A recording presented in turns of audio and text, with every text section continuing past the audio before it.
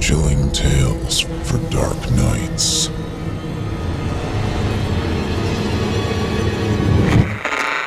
Want to make sure you never miss a Chilling Tales for Dark Nights video again? Be sure to subscribe and hit that bell to turn on notifications. She won't stop talking about the Mothman. Dad's voice was wispy through the wind rushing past the car, and I had to lean closer to the phone to hear him. Just let her talk about it. She thinks that she saw him. She gets upset if you don't let her talk about it. Yeah, that's no problem, I responded. It wasn't the first time Nana had mentioned the Mothman to me, I wanted to say, but instead I said, "Have a good day, love you."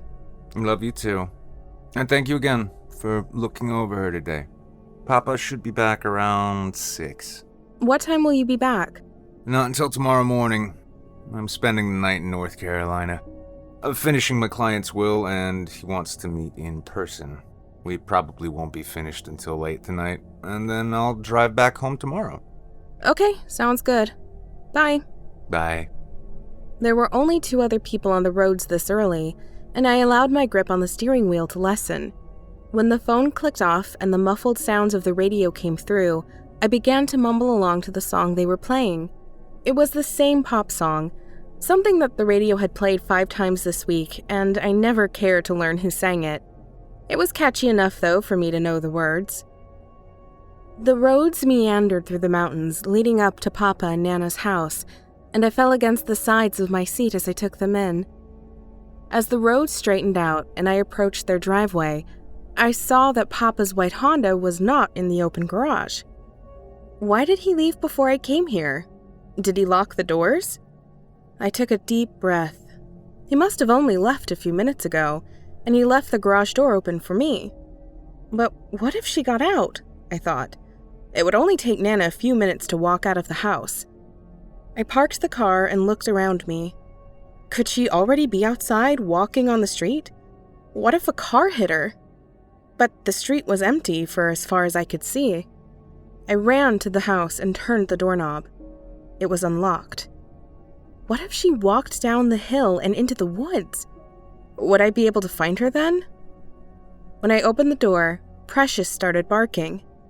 "Well, hi there," I said, and I put out my hand. She started to lick my palm. "Is your mom home?" "Who are you?"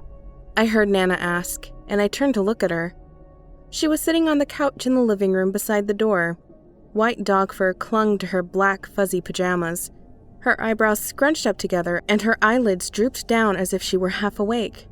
"I'm Katie, your granddaughter," I said, and when her expression didn't change, I felt hollowness at the back of my throat. I gripped onto my phone, ready to call Dad or Papa or anyone. But then she smiled and gave a short laugh. She patted the spot beside her on the couch. "Well, come here, baby." I moved to sit beside her, and Precious followed, sitting on Nana's lap when she had gotten settled. "Do you need me to make you something for lunch?" I asked, but she gave another short laugh at that. "No, honey, I'm okay." She grabbed onto my hand.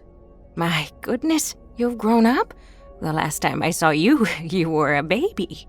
"Nana, I saw you last month for your birthday." "Oh, you did?" she asked, and I nodded. "Well, I don't remember that. How old am I?" 72. "Oh, wow, that's old. I don't feel like I'm 72. How old do you feel? 25. She said and laughed. I tried to laugh with her, but I couldn't make myself form the sound. My shoulders moved up and down more than a laugh escaped from my lips. "You know, I used to live up in Point Pleasant," she said, and I nodded. "I haven't been there in a long time, though, but, you know, they have the Mothman up there." "They do?" I questioned. It was better for her just to talk about it. She nodded like a child trying to convince her friend of a secret. "I saw him for the first time when I was a little girl. I was out in the backyard playing with Matthew. Where is Matthew now?" "He passed away, Nana." "Oh, that's right. You know, he wasn't good at keeping up with things. There was something wrong up here," she said and pointed at her head. "but he was the kindest person I've ever met. It's a shame he had to be taken away so young from this earth, but we must not question the good Lord's ways. He and I saw the Mothman, though. He came down to see us when we played in the backyard. He looks more like a giant bird than a moth. You know, they had the radiation stuff up there in Point Pleasant. I think that a bird fell into a pile of that stuff, and the radiation caused it to grow too big. But I remember when he came to us, I held out my hand to him, and he let me pet his head. It was so soft, and then he just flew away, like that. A few days later, though, Matthew was gone." "Where is Matthew?" "He passed away, Nana, when you were a kid," "Oh, that's right," she said and patted my hand. "He never really got sick, though. I just remember that he was there, and then he wasn't. I don't know what happened to him. I used to play in that backyard all of the time. I went out much farther than I was allowed to. I would climb up those hills, and I would always come back with my dresses in rags and my knees and palms cut and scarred. When my mama saw me, she would always yell. You know, she was so mean, but she was just worried about me." A simple smile grew across her face. I could be stubborn like that. I never listened to her. If I had listened to her and stopped climbing those hills, I wouldn't have seen the creature again. My favorite spot on those hills was a ledge that overlooked the bridge. I would sit on that ledge and watch the cars drive by and the coal miners walk back and forth to work. When I was sitting on that ledge one day, oh, it was so cold. I think it was in the morning, in the middle of September, and it was the first morning where it felt more like autumn than it did summer. I thought about returning home to get my sweater, but I had outgrown all of my old sweaters. The only one that fit was the one my mom had spent all summer knitting, and I didn't want to risk tearing it when I climbed those hills again. I made up my mind and decided that I would stay, and if I got sick, I would just try to hide my sickness from my mom. Only 5 minutes must have passed before he flew down beside me, and when he did, the air created from him flapping his wings almost knocked me off the ledge. But when he was settled, we sat and watched the cars drive by, the coal miners walk to work and back home. He let me pet his head like he did the first time. The air was starting to warm up, though, and I knew it was nearing lunchtime. If I missed my lunch, my mom would be very upset. So I waved goodbye to the creature, and he didn't seem to notice. And then I climbed down the hill and went back home. Later that night, we got a phone call. The bridge I was watching over had collapsed. My mom was crying, and I couldn't understand why. Children's minds just can't think of such destruction. It wasn't until I saw the bridge that I started crying too. Piles of rubble, that's all it was. And from then, I saw. Nana paused. Now, what did I see? I don't know, Nana. She smiled at me. Anyways, it doesn't matter now. What was I talking about? I thought for a moment about whether or not I wanted to tell her what she was talking about. It would be easier just to turn on a movie for her to watch. But it was better for her to talk about such things, to get it out of her system. I finally said, "The Mothman." The Mothman? Yes. How you saw him before Matthew passed away, and how you saw him before the bridge collapsed. Oh, yes. I guess I did, didn't I? Well, I'll tell you one thing. I didn't think that the Mothman could leave Point Pleasant. That's his home. But I see him here sometimes. He likes to perch in that tree outside by the shed, and I see him when I'm in the upstairs bathroom. He's not there now, I know it, but he'll be there soon. I'm sure he will be, Nana. Would you like me to make you something for lunch now? I nodded. Oh, yes, dear. I'm very hungry. I got up and went to the kitchen next to the living room. There was an open bag of cardboard plates by a line of glasses with my Nana's red lipstick stains on them. There were plates stacked up in the sink, and fragments of the ketchup and mustard on them were mixing with the bubbles in the soap water. How hungry are you, Nana? Who said that? Who are you?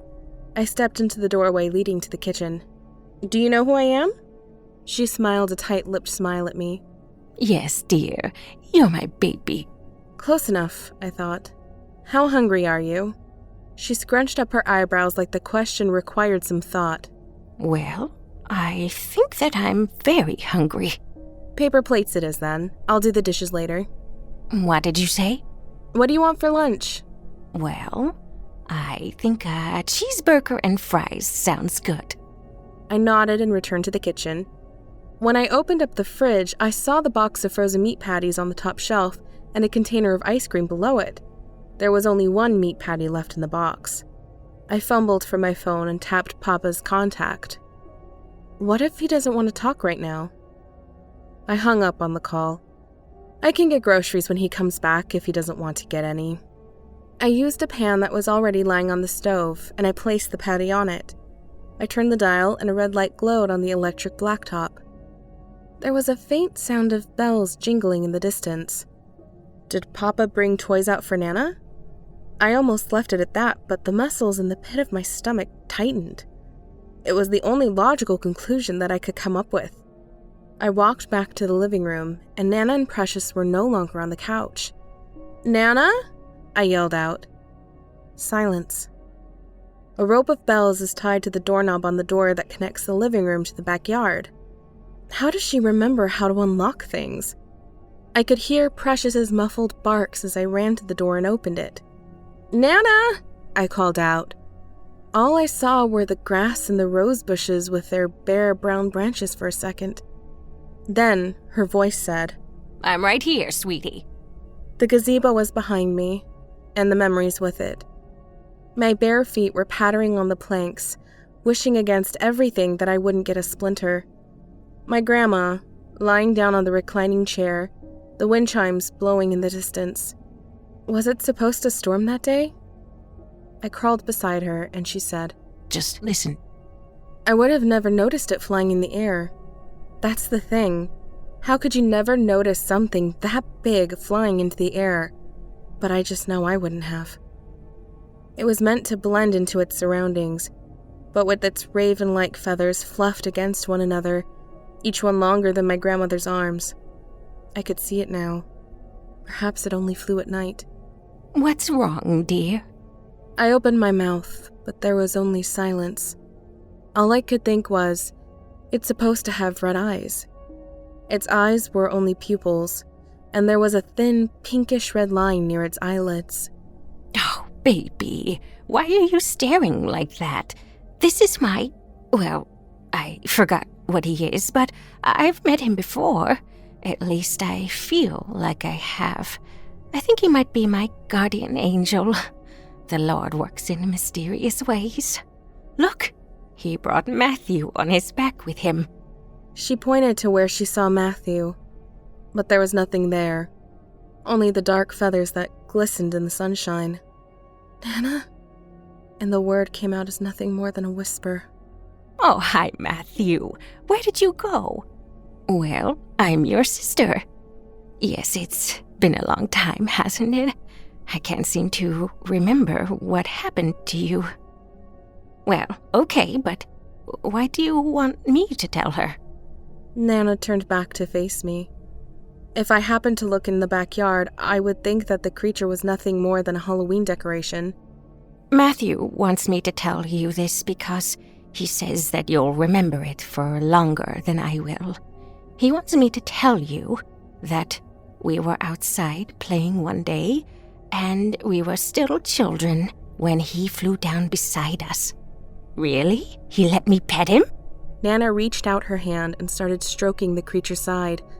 The thing nuzzled against her. Yes, he is nice. No, you shut your mouth. Yes, I know. She turned back to look at me, still stroking the creature's side. Matthew saw the creature again that night. He didn't want to wake me up, and he was too scared to go out by himself, so he stared at the creature through the window. He must have stared for hours, but he started getting sleepy. He fell asleep lying to one side and knocked something off his nightstand. He turned to look at what had fallen, and then he turned to look out of the window. He wasn't there anymore.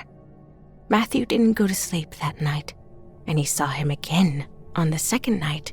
He stood out of his window for Matthew doesn't know how long, and Matthew couldn't stop staring at him. He was just slightly darker than the night around him. It must have been a few hours when he hadn't moved, and Matthew had just about convinced himself that it was all in his head. He turned away from his window and lay down in his bed. He had just shut his eyes when he heard scratching. The first thing that he looked at was the window, and his initial thought was that it was a tree branch scratching against the glass. He had convinced himself just enough to make him think that we had trees by the windows of our house. He woke up on the third morning before the sun had risen into the sky. He opened the window as he did every morning, and that was when he saw the X carved into the glass. He heard the whistle of something breathing against the air, and he had just enough time to wonder if he had fallen asleep at all before the darkness folded around him. Then there was a bright light, and it took over everything, and there was a beeping in the distance, and it was louder than Precious barking beside me. The creature, whose only previous movement had been blinking, spread its wings. Nana fell to the ground against the creature flapping its wings. When I joined her at her side, we both looked up to the sky, watching the creature fly past the clouds until he couldn't be seen anymore. What the hell is going on here? My papa screamed. He was already standing on the porch, but I didn't hear the door open. I came home and my whole kitchen is full of smoke. Are you trying to burn my house down? I tried to say, "I'm sorry," but my lips only formed the shapes of the words.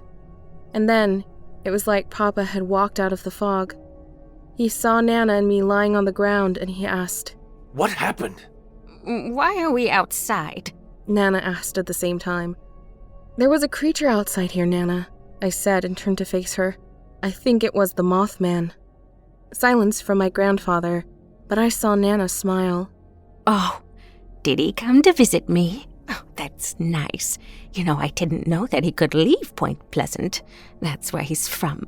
But I see him so often now. He's not here right now, I know it.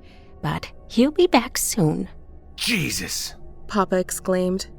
"You know, I want to tell you something," Nana said. "I grew up in Point Pleasant, and I saw the Mothman. It's true."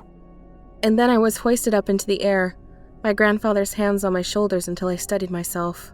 You only had to listen to her, not play into her ideas. But he was here. We saw him. "Who was here? Charlie, why are you so upset?" Papa pressed the palms of his hands into his eyes, and I felt tears burn into the corners of my own. He opened his mouth and then closed it, deciding against whatever he was about to say. Take your Nana upstairs. She needs to rest. It would be good if you rested too. You're not fit to drive back home right now. I bit down on the inside of my cheek. I must sound so immature. Papa couldn't make eye contact with me as he passed Nana's hand to mine, and I started walking back inside the house. "Why are we outside?" she asked. I opened the door, and once we walked through, I watched as Papa continued to stare at the forest behind his yard. He didn't intend to move. I closed the door behind us.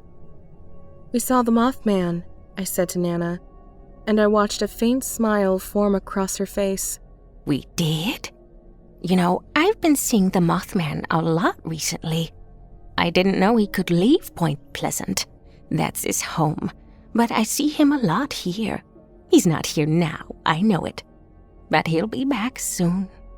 Yes, Nana. I know.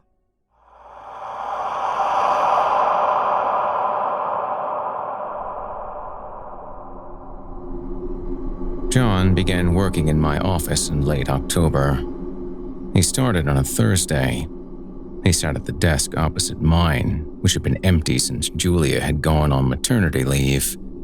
He turned on the computer and slid his satchel, which had the name John Evans embossed on the side, under the table, and got to work.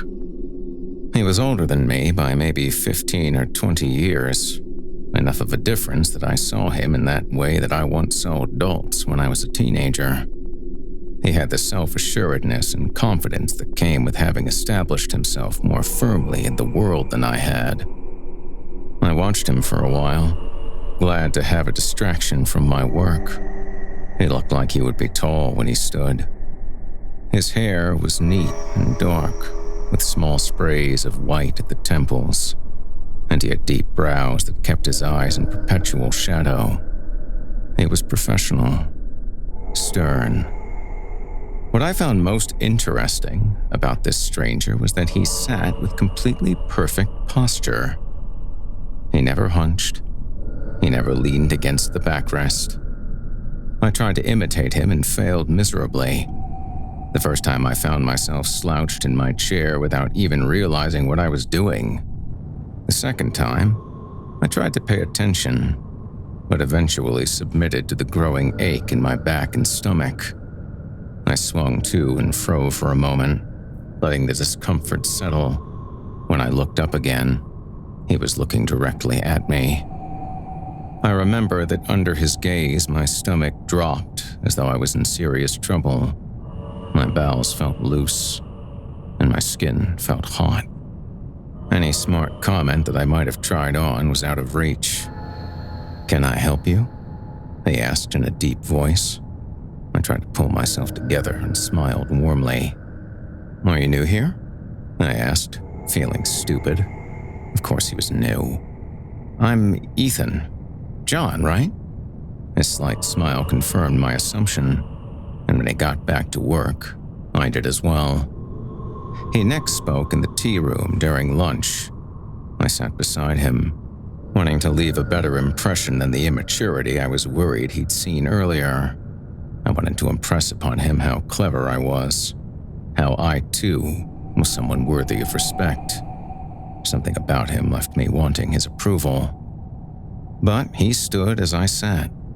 He towered over me for a moment, a stern Goliath, before turning to the mundane task of washing his plate and cutlery. He had finished his lunch, and I found myself disappointed. "Would you like a coffee?" I asked, getting back up to prepare one for myself. "I would," he replied as he dried his knife and set it back in the drawer. I poured a second mug and he sat back down to drink it as I ate. After a quiet few moments, he asked me to repeat my name. He asked where I'd attended graduate university and how long I'd been at the company. I answered his questions eagerly, and before I knew it, my hands were jittering around my third cup of coffee, and we'd long overstayed our lunch hour. And John knew far more about me than I knew about him. That Thursday began 2 months of lunch hour conversations. We spoke about the world and the sky and everything in between. I no longer paid attention to the movements of my colleagues. They may as well have been on another planet. Instead, I focused on the swirl of sediment at the bottom of my cup, on John's large hands as they rested on the table, as he described more lives than one man could surely have lived. My first impression had been right. He had taught, not just here in Vancouver, but also overseas. He taught English to nurses in Peru, construction to young men in the Cook Islands, and mathematics to engineering students in Iran. Countries whose names seemed tinged with magic, as far away from the deepening cold and dark of winter as was possible. When I asked him why on earth had he come here, sought a job in this small engineering firm whose only claim to fame was their design of a type of bolt used to attach propellers to icebreakers, and spend his days amongst some of the most sallow and pallid people alive, when he could have been exploring the deserts of Chile, John sat back in his chair for the first time since I'd known him. "I'm looking for something," he said. "I think that the last time I was truly happy was in that small tea room, sitting on the wretched chair at a round melamine table, having lunch with John. My eagerness to impress him hadn't faded. I was eager to please him too, and he always accepted the freshly brewed cup of black coffee before allowing me to pick his brains. I began to look forward to work. I got up earlier in the morning than I ever had before to allow myself enough time to ensure that my hair was neat and my shirt was evenly pressed. I began to daydream about leaving the office with John, about him asking in his deep, even tone for me to join him on one of his adventures. This world was going white and gray with the deepening snow, but my imagination was full of the rich red of deserts, the intense purple of jacaranda flowers, and skies that were only ever a stark, never-ending blue. Things began to change during Friday night drinks in mid-December, which he rarely attended, and I always did. I don't remember what the disagreement had been about. That detail was meaningless, insignificant even, in comparison to the event that followed. What I do remember was drinking a few more beers than I ought to have while out with work colleagues. John made some comment, and we had a back and forth for a minute that ended in my making a weak joke at his expense. But the others had laughed, and I had laughed too loudly, because for the first time since meeting John, I fleetingly felt as though I had the upper hand in the relationship. The night came to a close, as did all Friday night drinks, with everyone remembering that they had families that waited on them and weekend chores to achieve that would be even more intolerable with the dry horrors. John offered me a lift home, as he had not drunk more than the one beer he'd been nursing. I followed him out into the bitter cold and around the side of the bar to the parking lot, where the snow was made yellow by the dim lighting. John had turned to me then, so suddenly that I had no chance to pull away. With one hand, he gripped my jaw, and even then, I'd thought that it was an odd place to grab. My neck, my shoulder, yes, his large hand on my chest maybe. They all seemed to make more sense than my jaw. He pushed me against his car, bending me back over the bonnet. I'd fought for a moment, and in that moment, I genuinely feared for my life. Who was this man, really, but a stranger? Someone in whose proximity I spent my working day. My heart raced, and my rapid breathing was made visible by the cold. His body pressed firmly against mine as he bent over me, and I remember thinking that he wasn't just strong. He was too strong. I worked out, yes, but with little effort he had subdued me like a rag doll. "Do not ever mock me again," he said. His breath was hot in my face, and his words were sharp enough to cut through the wind. If I hadn't gone to the bathroom before leaving, I would have shamed myself. I agreed quickly. I apologized with the intent to apologize 100 times over, but his hand left my face. He stepped away and into the car, and I straightened and took a moment to still my shaking hands before sitting in the passenger seat. John had driven me home without another word. It didn't occur to me to wonder how he knew where I lived. Later that night, wound in my blanket, I thought over the encounter. Again and again, I dissected it in my head. My small win so sad and so pathetic that I'd been ashamed of my joke before I'd even finished it. The inane laughter of my colleagues had only buoyed me because of the 3 pints I'd drunk, quickly and on an empty stomach. I thought of John's hand on my jaw. It hadn't hurt at the time, but now it ached, so firm his grip had been. I thought of his body pressed against mine, and there, in the darkness of a long winter's night, my fear turned to arousal. I wasn't gay, I was sure of that. As I took myself in hand, it wasn't John's looks or form that I thought of. It was his domination of me, his facile demonstration of strength that fed the fire of my masturbation. So, it was then, in my moment of personal satisfaction, that I first submitted to John. I watched Monday approach with apprehension and eagerness. My parents noticed my distraction when I visited them in drawings 2 hours inland of where I lived. They commented on it, and I explained it away with excuses of projects and looming deadlines. They told me that I was pushing myself too much, that I was working too hard, and I let them believe that. Believe the illusion of their clever son, the engineer. No, he's not married yet. He has given us no grandchildren. But my, isn't he ambitious? When Monday arrived, I was at the office early. John wasn't there. I looked up every time the door opened, but John never appeared. John never came back to work. I spent far more time than I should have looking at his empty seat. The first few days I attributed to illness. Other people in the office had come down with colds, and clearly even he wasn't immune to the virus that someone had contracted from their grubby children. But the few days turned into a week, then 2 weeks. They must have taken leave over Christmas, I reasoned. Gone to see family. He surely had parents that must be elderly and frail. Children shared with an ex-wife, though he had never mentioned any.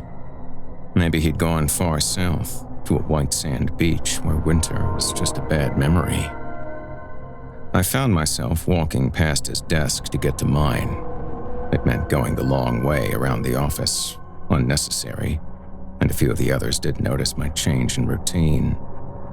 I ran my fingers over the smooth laminate as I passed it. I looked for personal items, but there were none. He had seemingly left nothing of himself there save the computer, which the company owned, and a clean mug, which was a generic one, which there were dozens in the tea room. I began to worry that he wouldn't be coming back. I began to agonize about my stupid joke, my stupid comment that had turned things so sour. His absence was surely my fault, some cruel punishment that he was exacting on me. I only started to think that something might be seriously wrong when I asked the others about him at the Christmas party on the Friday before we broke for the Christmas week. The few I asked didn't seem to know who I was talking about, and even when I pointed to the chair he'd occupied, they mostly shook their heads. Was it an older man? Susie from accounts had asked to my growing frustration.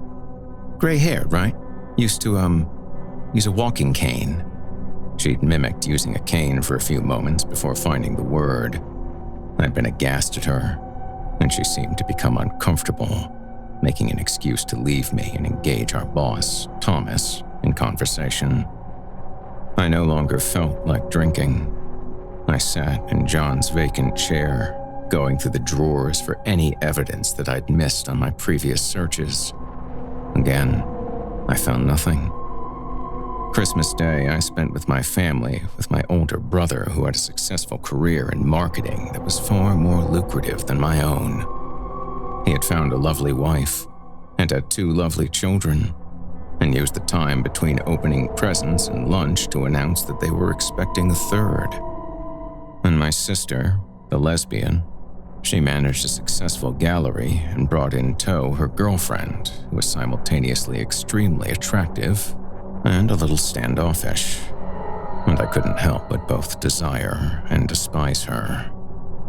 On Boxing Day, I made my excuses and, despite my parents' guilt-inducing protests, made my way back to the city. I didn't go straight back home. I drove around for a while, watching the snowfall and the quiet streets until I found myself back at the bar. It was open, but I didn't go in. I was plenty warm in my coat and gloves. Instead, I walked out to the parking lot. I studied the area as though searching for some clue as to the whereabouts of my colleague. There was nothing to find, so I started to walk. I'm not sure how long I roamed the streets. There were enough odd people about that I stayed alert and on edge. I studied all of their faces, hoping to find one I recognized. But I didn't find him. He found me. The silver car pulled up before me as I waited for a pedestrian signal to flash in my favor. The window was up, and I only saw myself in the reflection. But I knew who it was. I opened the door and slid into the passenger seat. "Hello, Ethan," John said. On the drive, I asked him where he'd been. He didn't answer my questions, just fixed his attention on the icy road. I studied his stern profile as he drove. His silence unnerved me. My last encounter playing over and over again in my mind. I was both glad to see him and apprehensive. I kept thinking about the last time I'd seen him, of his moment of brutality. Never before had I had my personal space and my freedom of movement so bluntly torn from me. Never before had I feared for my own physical safety, and being so close to him reminded me of the panic that had flooded me. He intimidated me. He took me to his house, a sizable two-storied thing far out of the city, just past a town called Hemming. No other properties approached it, only a large garden with a low fence and paddocks that had been left to overgrow. He quietly invited me in, offered me a glass of wine, and we sat to talk. Our conversations began again as though there had never been a pause, except that now we weren't constrained by the need to return to work, to submit progress reports and leave the building at closing time. We spoke deep into the night. Everything he said was interesting, and his every tiny observation carried a profundity that unsettled me. Over and over again, he would change the way I looked at the world in some small way. His stories elated and crushed me by turns. I hung on to his every word as though I was in a religious fervor, which, in a way, I guess I was. When the sun began to rise, he told me that it was time to sleep, and my disappointment at this inconvenience of biology must have been evident. He offered me a sleeping tablet and a guest bed, and I accepted both. I slept the most soundly I had in months. I was aware of no part of the day, of the light, of the comings and goings of John. When I woke, it was night again, and he had prepared dinner and opened another bottle of red wine. I ate and drank, surprised that I was beginning to enjoy the taste of the wine, having spent my youth only drinking beer. We spent the hours in the same way as we had the night before. John became extremely animated, almost agitated as he told me about the months he'd spent living with a small tribe in eastern Africa. He told me the story of the tribe's efforts in speaking to their dead, of the sacrifices that the savages made to lure ancestors back from their peaceful sleep, how the rites had been interrupted when local missionaries, having learned the practices, became horrified and had brought outside law into the village to interrupt them. Just think of what they might have learned if not for the meddling of lesser men, he cried, taking my hand and clutching it between his own. I'd become frightened then, not because of his story, as I thought he must be joking about his belief in it, but because he held my hand so tightly that I could feel the small bones deforming. His grip was far too firm, far too strong. My hand was being crushed in a vice, and when I gave a small gasp of pain, he let go. The incident ended my second night with John. Again, the offer of a sleeping tablet. I accepted, both seeking the wonderfully dreamless sleep and knowing that I would struggle to wind down from the excitement that John stirred in me without it. The third night was the same again. I asked again where he'd been for those few weeks, but again got no actual answer. Attending to some business, he told me. Other questions occurred in the back of my mind, but they never came to my lips. How could you have experienced so much in one life? How did you know when and where to find me? Or had that just been a happy coincidence? How was it that when you paced, you seemed to grow, so that your head almost scraped the ceiling, that you filled the room and all I could know was your presence? I didn't ask these questions because I didn't want to interrupt him. I didn't want to divert the natural flow of the conversation, which was beginning to feel as necessary as breathing. I was in complete and utter awe of John. In my secret heart, there was a blend of respect, fear, and yes, love. I never looked up to another as I looked up to him. He again offered the sleeping tablet, and I swallowed it with a sip of wine. This time, it had come earlier than dawn, and I wasn't sure I needed it, feeling that I may be getting used to a nocturnal schedule. But it was already pushed free of its foil blister and extended to me on John's hand. So I took it. I assumed that he'd become tired, that he wanted to retire to sleep. I started to get up to go to bed, but John sat down in the armchair opposite mine and continued to speak. I leaned back and let his words wash over me. He started to talk about the concept of followership. He spoke at length about how without followers, a leader could not lead, and how any important messages he might have would go nowhere. Words spoken into a void have no power, regardless of how powerful they might have been. How a followership begins with the first follower, who is as important as the leader. The first follower validates a leader, drops the barriers to others who might look to that leader. With a following, there is no void, and the important messages can spread and have their impact. An interesting thing happens when you take a sleeping pill but don't go to sleep. Initially, there is incredible fatigue. Keeping your eyes open becomes a battle.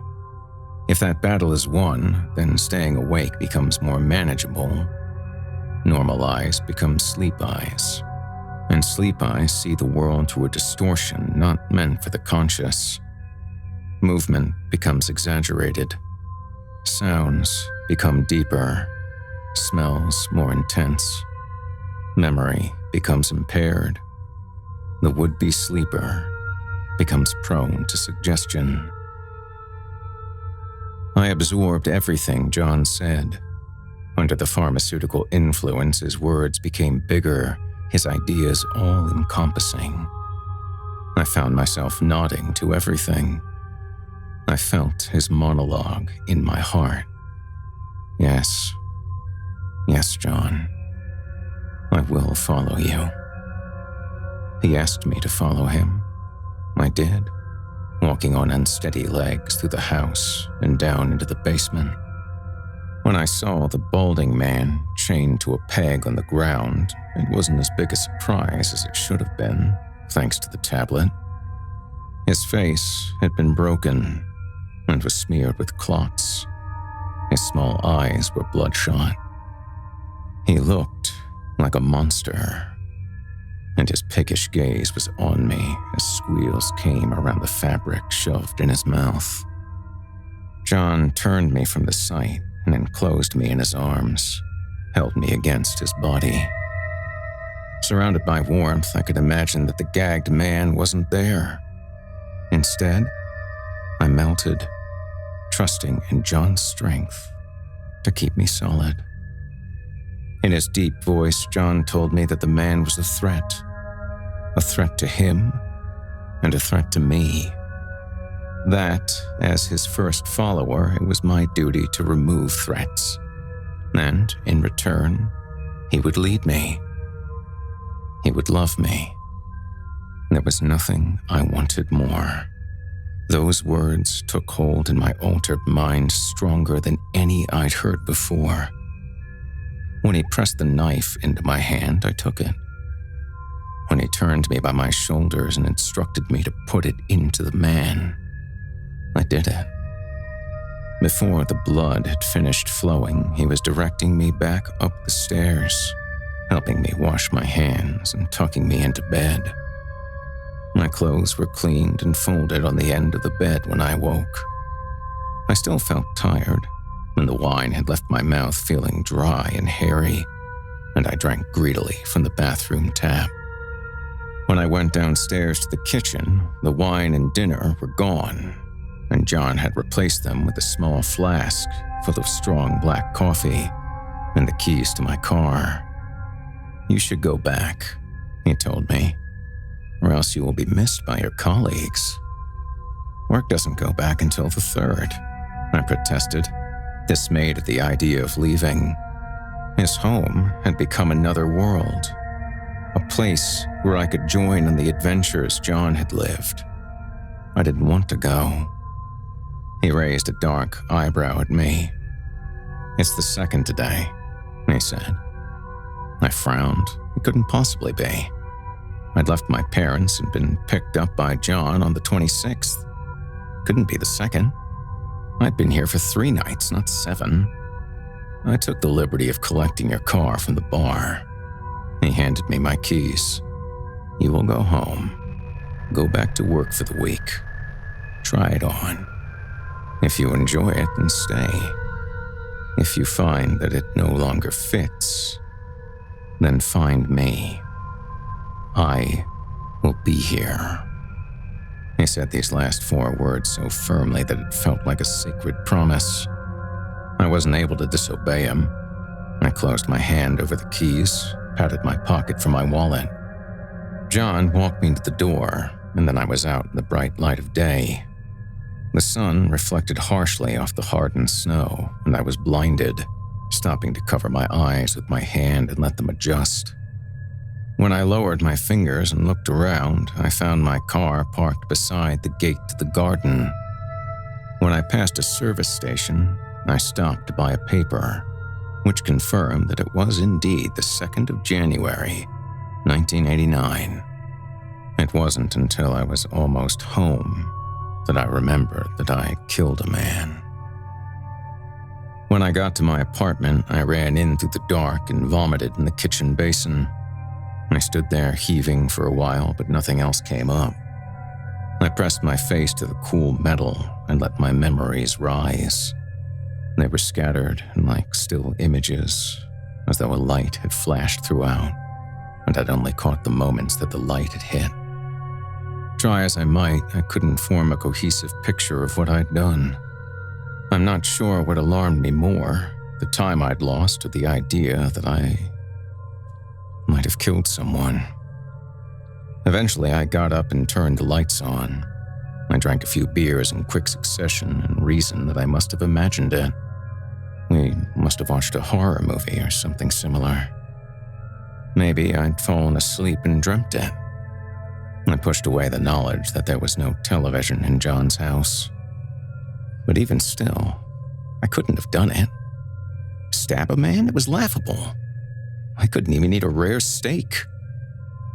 But as I lay in my bed through the sleepless night, I could feel the knife in my hand. I knew its weight, the creases in the handle. I hadn't imagined that. Maybe I had done it. I was up early in the morning. I ironed my shirt and pants, packed a mustard and cheese sandwich, and got to the office. There was the usual wasted morning of catch-ups and the holiday debriefs. These all seemed to surround me but not directly involve me. Not one of my coworkers asked how I'd spent Christmas. Not a one of them. But when had I last asked them anything? John and I had formed our own circle. It had been months since I'd genuinely taken an interest in any of them. I just didn't care about any of them. The only person whose company I'd enjoyed wasn't here any longer.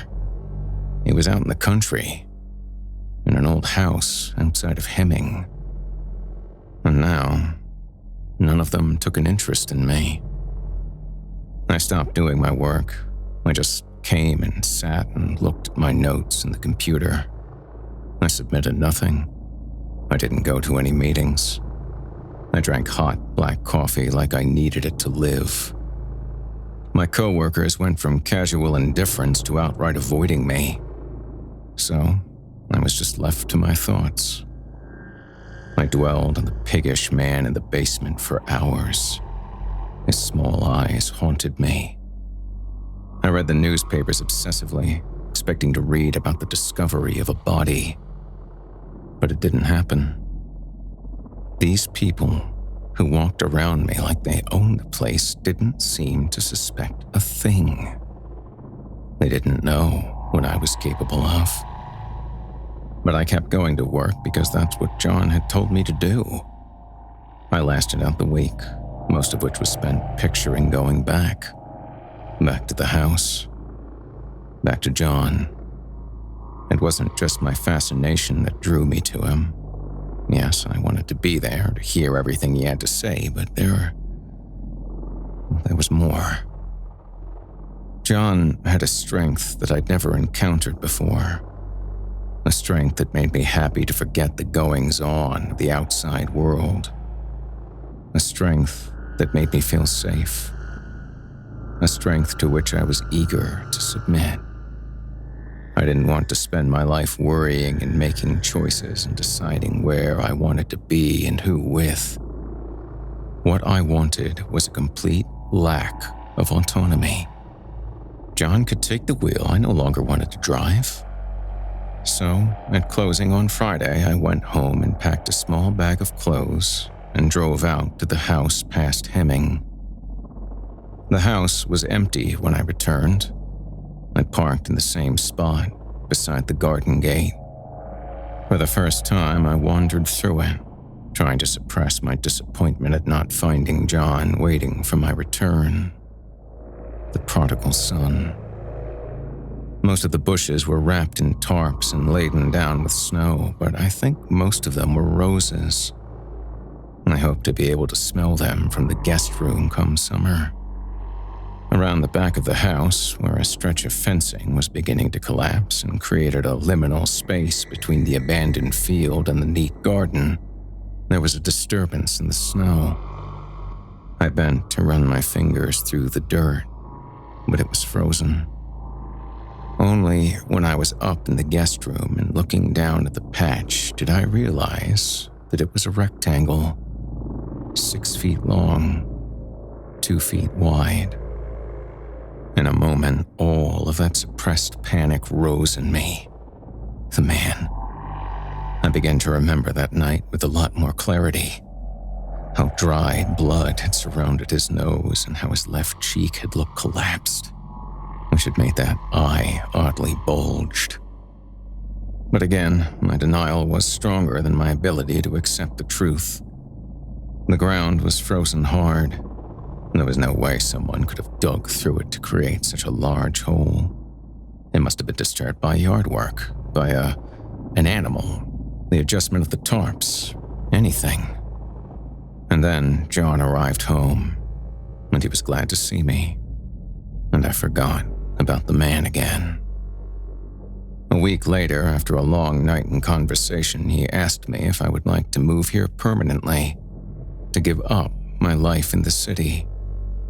Oh, I was eager to, yes. John was finally inviting me on that adventure. So the next day, I went to Vancouver to wrap up my life there. As I passed through Hemming, I realized that I was being followed.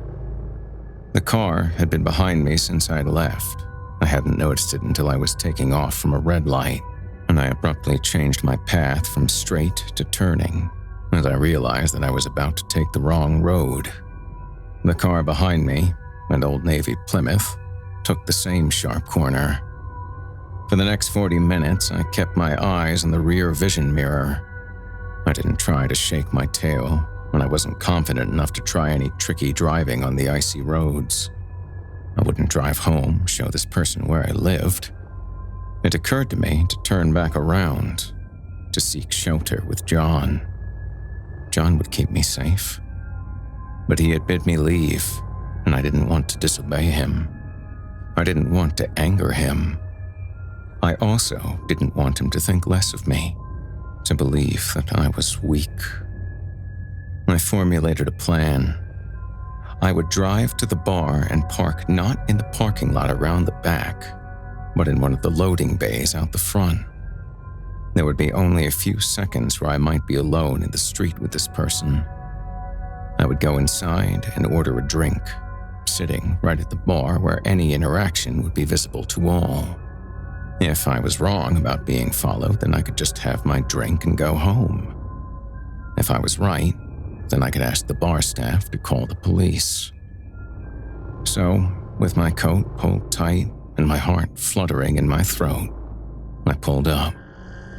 I ducked out of my car, pausing only to ensure that it was locked, and walked quickly into the warmth. I kept my head down. I didn't look to see if they had pulled up. I wasted no time in getting to safety. And I had been right. I watched the door as a man in his 60s, maybe his early 70s, came in and brought with him a gust of icy air. He wore a heavy coat made for a larger man, and a brown scarf sat bundled around his neck. Our gazes met across the bar. By the way his eyes had widened, I knew this was the person who had followed me. He made a beeline for me, and I sized him up, wondering if he was planning on assaulting me. I felt much more confident, having seen his age, his small stature. I felt a little silly for having spent the last hour in such a state of worry. If I needed to, I could take this man in a fight. He stood beside me at the bar, shaking his gloves off and folding them into his jacket. "Ethan Jones? My name is Heath Duncans. I've wanted to speak with you for a while. I'm very glad you pulled in here." We were interrupted by the bartender, and the man ordered a whiskey on the rocks. He offered to buy me another drink, which I declined. Once he took his payment, he turned back to me. "You followed me," I said accusingly. "I saw you. You followed me from Hemming. What could you possibly want to talk about that much?" "Yes, I do apologize.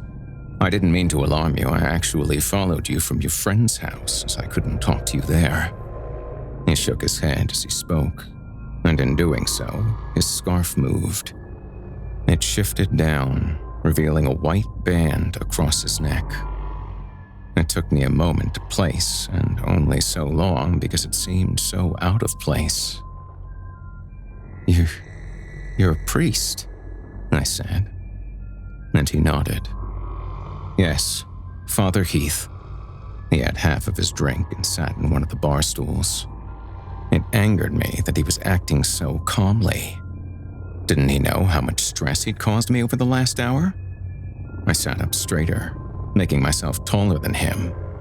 I looked down at him. "How do you know who I am?" "I know you by virtue of your association with the man you've been living with." The things John had asked me to do came to the front of my mind, and my mouth went dry. I gripped my beer and centered myself in the coldness of the glass. "Do you know what type of person you've become involved with, Mr. Jones?"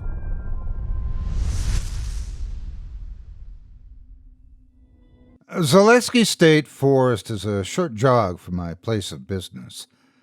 I've been known to skip eating and use my lunch break to take short treks through the forest in every season. It's been at least a weekly occurrence since I began the position 5 years ago. It's incredibly freeing to be able to wander nature, experience the plants and animals. After this week, I will no longer be taking strolls through the park. There's something old out there, something old and hungry. I decided to wander off the trails. If I were to get lost, I could use the GPS on my phone to get back. Most of the landmarks near where I park were committed to memory. That particular Friday, I must have gone further into the wooded acres than I had ever explored. I felt that I had my bearings. I was sure I was nearing the visitor center when the smell of steak rolled across the wood. I followed the smell like a hound. I didn't think about campsites. I assumed picnic area. Following the smell simply dragged me deeper into the forest. Brambles couldn't slow me down. Neither could fallen trees or creek beds.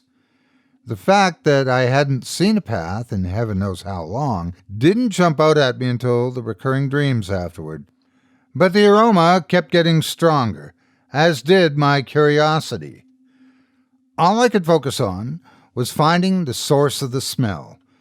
Checking my GPS never occurred to me. My brain didn't second-guess the sun beginning to disappear into the horizon. It was after dark when the smell was so strong that I may as well have had a fresh steak in front of me. I saw the dim dance of flame ahead of me among the tree trunks. The smell of supper was entrancing, as if I'd been wandering the woods for months. The closer I came, the denser the saplings became, as if trying to bar my path. The source of the dancing lights were 2 candlesticks placed on a large oak table. 2 sky-blue diamonds of ceramic sat at opposite ends of the table with enormous picture-perfect steaks, the creamiest-looking mashed potatoes, and slightly charred asparagus. The table was atop a perfectly flat Persian rug, like it was doctored into a picture of the woods. Situated between the 2 candles, a handful of red roses jutted from a slim black vase. No one was near, so I began to approach the table.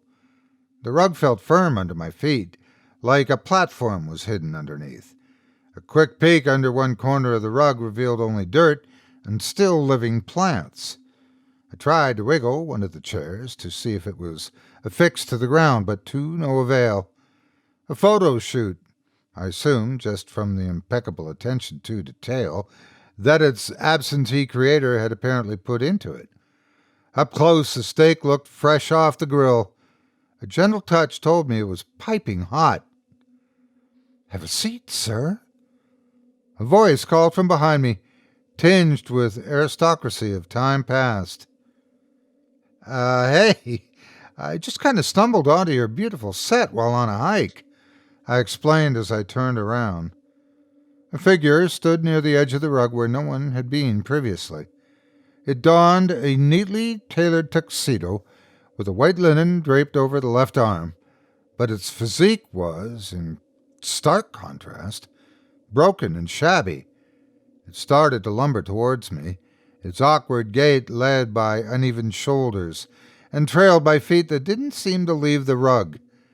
It abruptly turned and pulled one of the chairs from the table with no effort and bowed. While resting one hand on the backrest, my mysterious host waved me toward the seat. Come, dear, you are a guest here." No, I stammered, waving my hands and slowly backing up shyly. I just stumbled upon your set while wandering the woods, and... "Sir, God does not play with dice," it said with certainty. "I really am grateful," I assured it, "but I really do need to find my car." "Pish-posh! We will have none of that. Only the most honored guests may be invited to this table." It looked me in the eye for the first time. One as blue as the ocean, the other the golden amber of a frosty beer.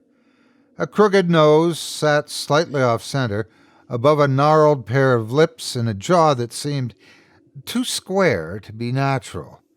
No, really, I need to be going. I started before its lip began to twitch and nose scrunched. I'm very sorry. Do you run this often? I would love to come back and visit when I have more time.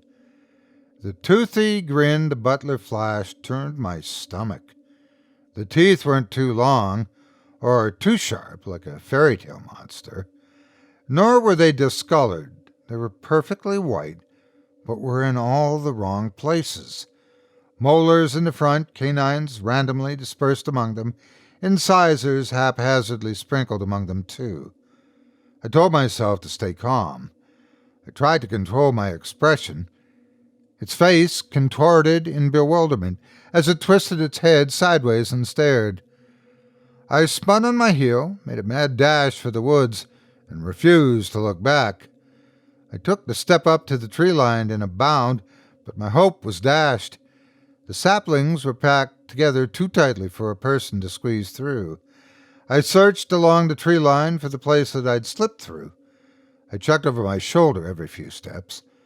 The butler stood lopsided and proud near the table, his linen arm held out in front of him. "Dear sir," it called out, its accent giving way to that of a southern gentleman, "I understand the manner can be fascinating, but won't you please join as our esteemed guest before the master returns?" The words fit together but fell flat. They lacked feeling, urgency, or weight of any kind. A voice that only existed between organic and mechanical, but distinctly neither. I tuned it out and tried to pry some of the thin trunks apart, but the gaps were too small to even fit my fingers into. When I checked to see if he was still in his place, it was closer. Everything was closer. The grassy area around the rug was essentially not, and the tightly packed trees pressed together with such force that a smooth surface formed. The butler dragged its off-kilter form around the walls, carefully lighting candles perched on branches that had not vanished during the formation of the walls. "Please, dearie," it begged, its voice somewhat feminine and decidedly Eastern European now. "The master will be so happy if you were in your seat before his arrival." "Who's the master?" I demanded, caving from my stance of not giving it attention. "Why, they are your host for the evening's festivities." At the time, it felt like avoidance, as if the butler were simply biding its time for an accomplice to arrive.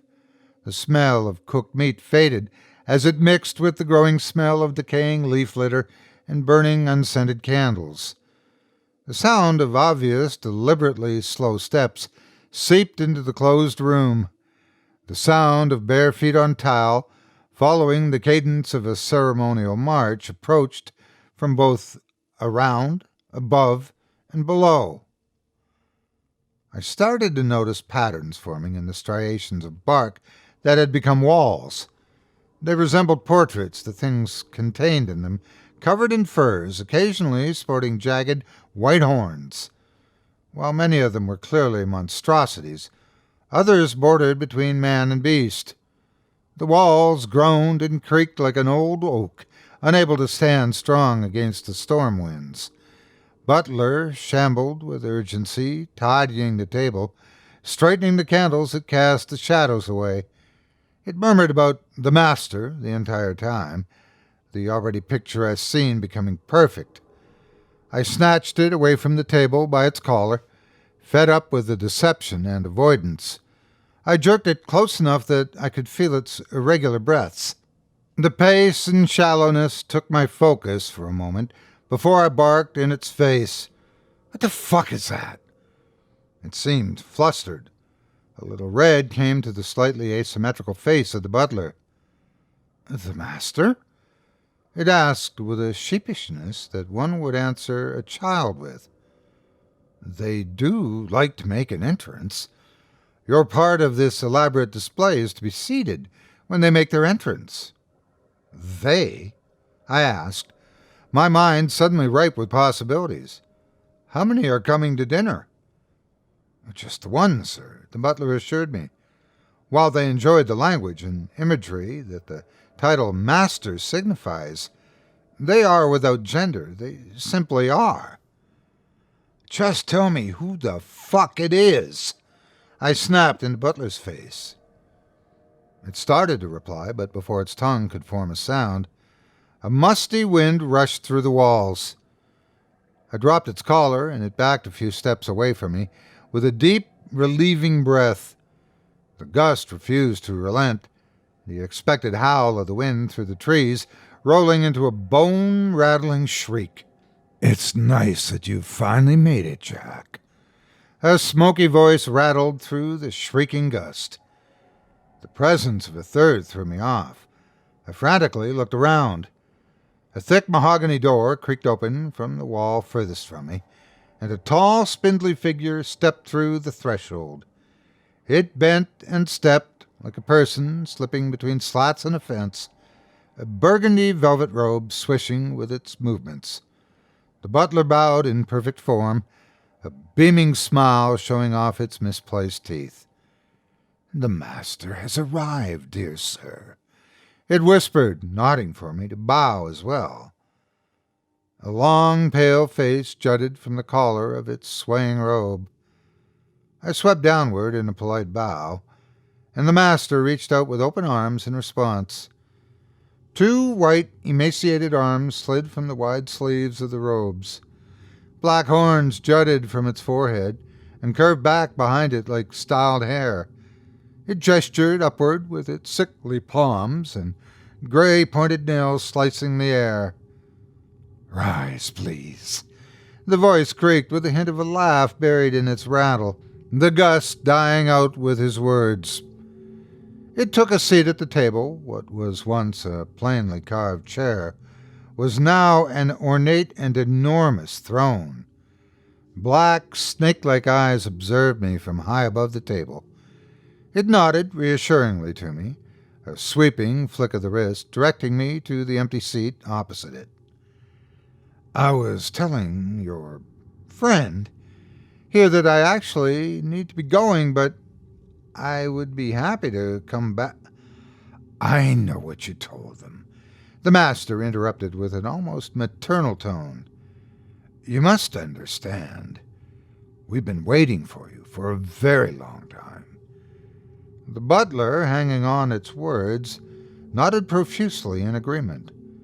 The door it had entered through was still ajar. "My wife is expecting me, though," I lied through my teeth, edging towards the door but away from the table. "You have no attachments outside of these wood." It rattled louder than before. "You only smell of self and nature."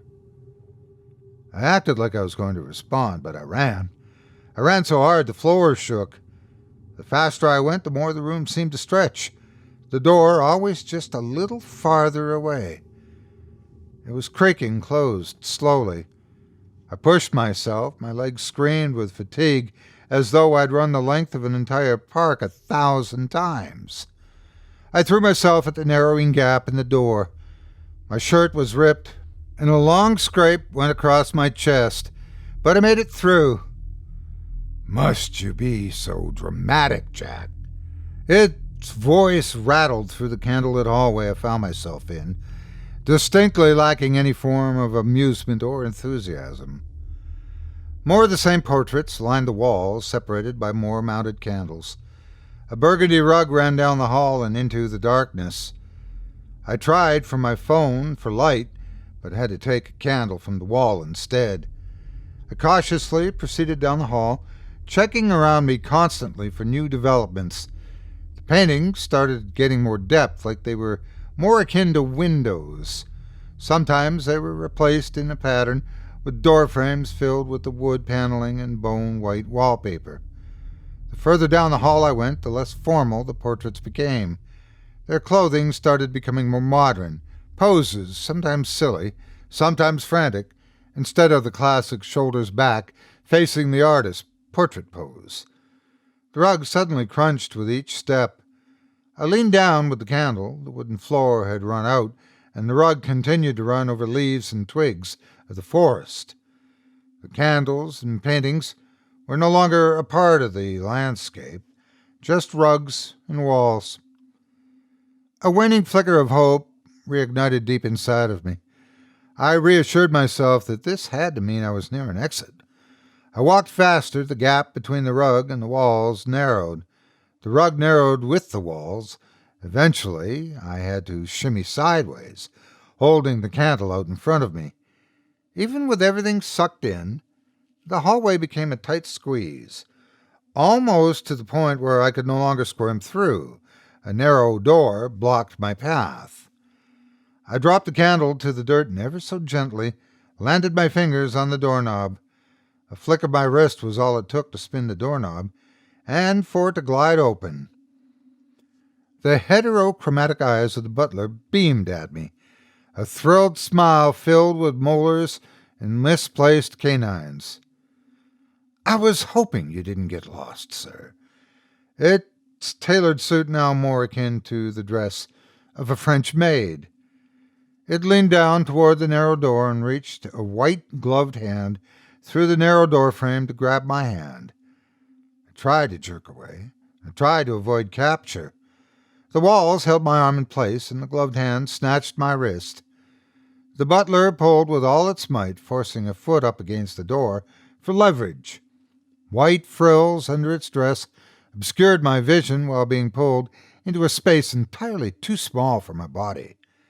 My skin burned as it was forced through, though, the joints in my arms slipping and bones sliding instead of my flesh in a cacophony of snaps and cracks as they caught on the edges of the doorframe, too thick to make it through, linked together. The pain, the disbelief, it silenced any calls for the rescue I desperately wanted. I was shoulder deep back into the dining room where the master waited. I slapped around blindly, trying to find something to hold on to, something to anchor to, something that might keep me from those things. I found it, a little piece of door jamb. There was barely enough to grab, but my fingers dug into the wood, and I pulled with all my might against the butler's gloved hand. I groaned, pulling harder as the shoulder the butler had was stretched to its limit. "Dear," the butler grunted politely, "let's get you free so you may continue the evening's festivities." "I don't want to be part of your festivities," I growled as I managed to pull myself mere millimeters away from my captors. "The invitation was accepted," the butler said, perturbed, yet gently reminding.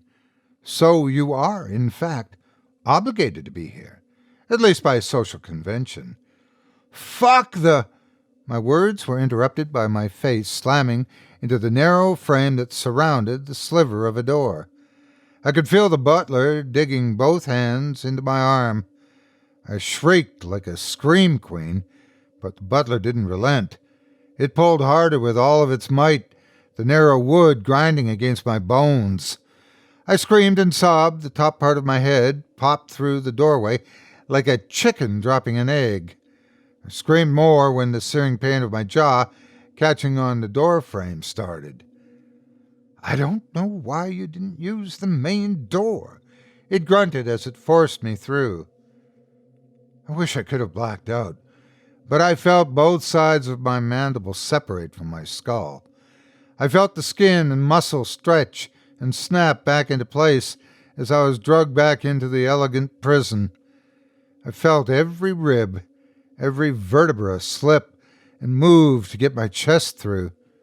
The butler grunted and growled as it pulled me through. My hip cracked and slid around to make room. Then the butler flew. It fell right on its ass, and I sloped onto the ground, a fleshy mass of jutting bone inside of skin. I had splinters and a chunk of the door jamb still in my clenched fist. The master's red robe obstructed most of my vision as it loomed over me, its bony face tilted to the side curiously. "Butler, please bring me a seat so I may sit and speak to our honored guest." "Right away." The butler said as it scrambled to its feet and dragged the heavy throne within a few feet of my head. The master sank into the seat with a disappointed sigh. You know us, Jack. We've never left you unattended here. I've never fucking seen you before. I tried to snap, but after my grand entrance, it was a visceral gurgle. They flicked their bony hand at me, the empty black bulb of eyes burning with frustration. Butler, they shouted, please assemble Jack again. Tears poured from my eyes, and searing pain covered my face as the butler grabbed my jaw and stretched it down toward my chest before jamming it back in place. It jammed its gloved fingers into my flesh between my ankle ribs, pushing them back into place and realigning the discs in my back in the process. My arms and legs received a similar pull and jam. Everything burned and throbbed, but to my surprise I could sit up. I could and did sob after throwing up. You're fine. This isn't like other places, the master said with impatience fueled by disappointment. I stood up on shaky legs and raised my fists to guard my face. Two things burrowed into my mind: survive and escape. Have a seat, boy.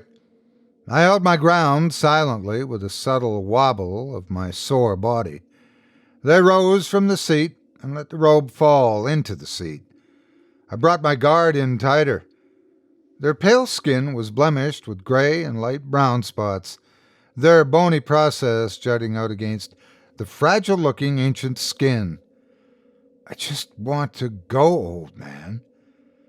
I am no man, boy, it said, its thin lips cutting into a smile. But you know that, don't you, Jack? I don't know you, I said as I swung with everything I could muster. It happened so slowly. I watched their hand rise, extend their pointed finger, and gently touch it to my fist. My fist stopped. It wasn't like hitting a wall or a pillow and stopping. Its touch sucked the potency from my punch. I could feel my skin shrinking against the muscle and bone.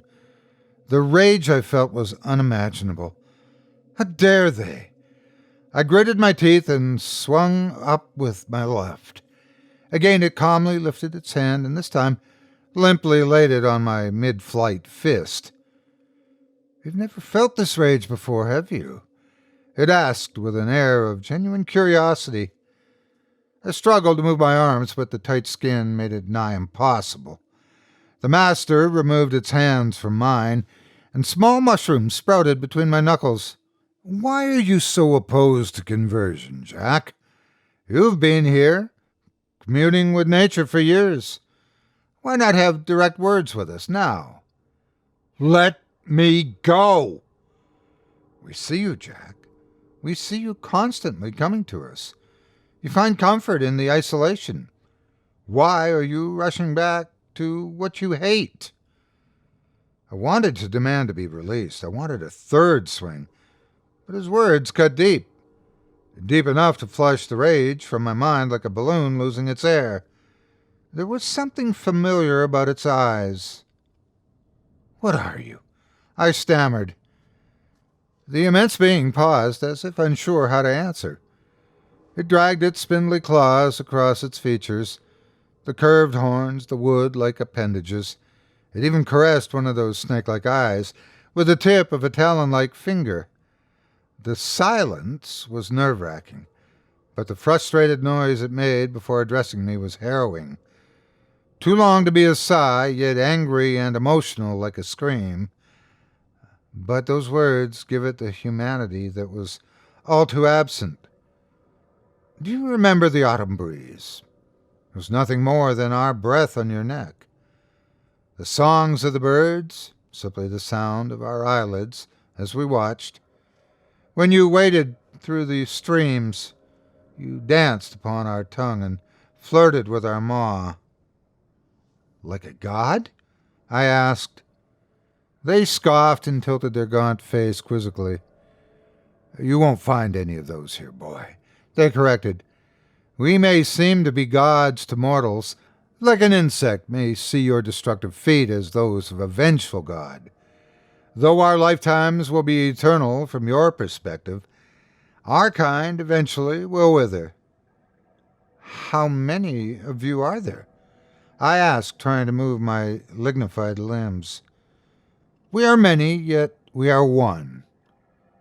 I started to stutter a barrage of questions, but was hushed. We always welcome new blood into the Covenant. I could feel the warmth and color drain from my face. What is this meeting for? It's for you, Jack, it said, tossing the claw-like hand into the air as if it should have been obvious. Not unlike those job interviews you come here to worry about. A test to see if you have what it takes to have your feral portrait proudly hung in this sacred place. Those were all people, I asked, my mind flipping through the dozens of portraits I saw down the long hall. The majority, yes, it replied, standing up and turning its back to me. Softness and feeling returning to my hands. Sometimes other creatures are worthy of ascending into our ranks. On more rare occasions, beings with higher standing, then we may regress and find themselves within our ranks. I couldn't decide what to question first. Implications, fear, rubbing my hands as the mushrooms flaked off onto the rug. Do I have a choice? I asked, clinging to a modicum of hope. Choice? They asked, turning with a sweeping motion of their robe. You have choices to make, but the outcome will be determined by your soul and our discretion. The master scraped a sharp nail from my forehead and down my chin. The thin cut swelled with a modest bead of blood. They stroked the sides of their spider-like fingers against my cheek, as if comforting a child. Disgust filled my stomach, and rage burned my veins. I don't want to join you, I barked with enough force for my throat to burn. Only fate will determine that, boy, they said with a fond chuckle, a little laugh that felt like a window into their situation, and maybe that it mirrored mine. The room filled to dark with a heavy smoke, sweet with the scent of tobacco. The master turned, a regal purple robe, fanning with a turn like a dancer's dress. They proceeded in a strict cadence to the door they entered through. Whoa, wait! Get back here! I yelled, leaping towards them. What am I supposed to do? It outstretched its pale, nearly muscleless arm, wagging its claws through the air. The pale face peeked over its shoulder at me. I told you, it said, followed by that fond chortle. You have choices. The walls tumbled outward. The ceiling hung in mid-air, seemingly unsupported. The woods were dark. The same white smoke that had been leaking into the dining room stretched as far as my eyes could see. There was something else immediately wrong. Black orbs hung high in the air, unobstructed by the smoke. More of them? My awe of the landscape was smacked away from me with the sound that bones make popping into place. The master stretched and twisted its back and shoulders before turning to me, excitement burning in his inhuman eyes. Run, they said calmly. It didn't take the time to process or respond. My body chose flight. I scrambled over the fallen wall, trying to head for an area where I didn't see his eyes. Or fight, really. You have choices. I could hear their voice, sullied by a hint of excitement, coming from every direction. Their words didn't hinder my stride. I kept my eyes straight ahead to avoid trees. A white knife-fingered hand slashed at me from above. I slid, but narrowly avoided it. I looked up. It clung to a tree branch with its legs. Its face rotated to be right side up when viewing me. It wasn't the master. Its horns were arranged in a row like a mohawk. A black tongue licked around the lipless opening of its mouth. I scraped and jerked to get back up to my feet. I ran toward the sliver of moon that I could see through the canopy on rare, hopeful occasions. After weaving through some trees, I found myself in a straightaway, so I ran as hard as I could. My hope was the clearing meant closer to parking and lodges. The trail ahead seemed to be lighter outside of where the smoke let me see. Light was not what lied in front of me. They stood shoulder to shoulder waiting for me. Their slender bodies towered above me, ribs poked from under the skin like tree roots too close to the surface. The one in the middle's belly was distended, swollen like a hungry ghost. Their eyes smiled down at me deviously, sickly, happy noises rolling from their mouths.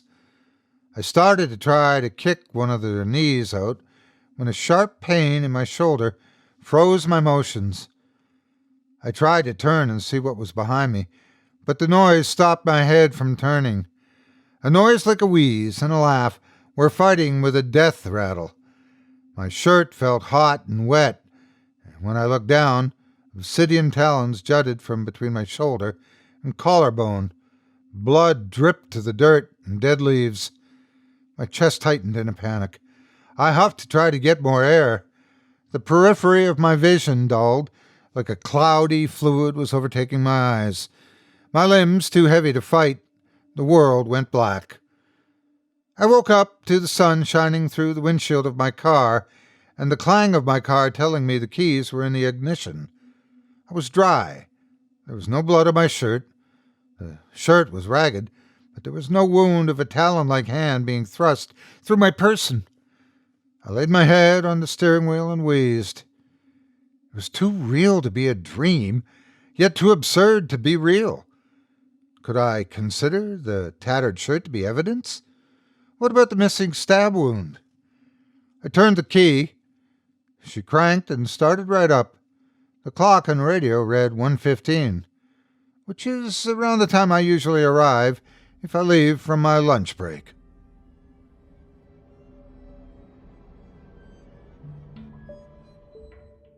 Moving day. A chance to start fresh in a new place. New opportunities, new community, new home. Home. Not just a house. To Eric Sherman, this was a place he could finally call home. No ex-wives to hound him for alimony. No disapproving parents to question his absence of faith and atheist lifestyle. No bitchy neighbors threatening to call the authorities about his over-the-top Halloween displays. No, this house was different.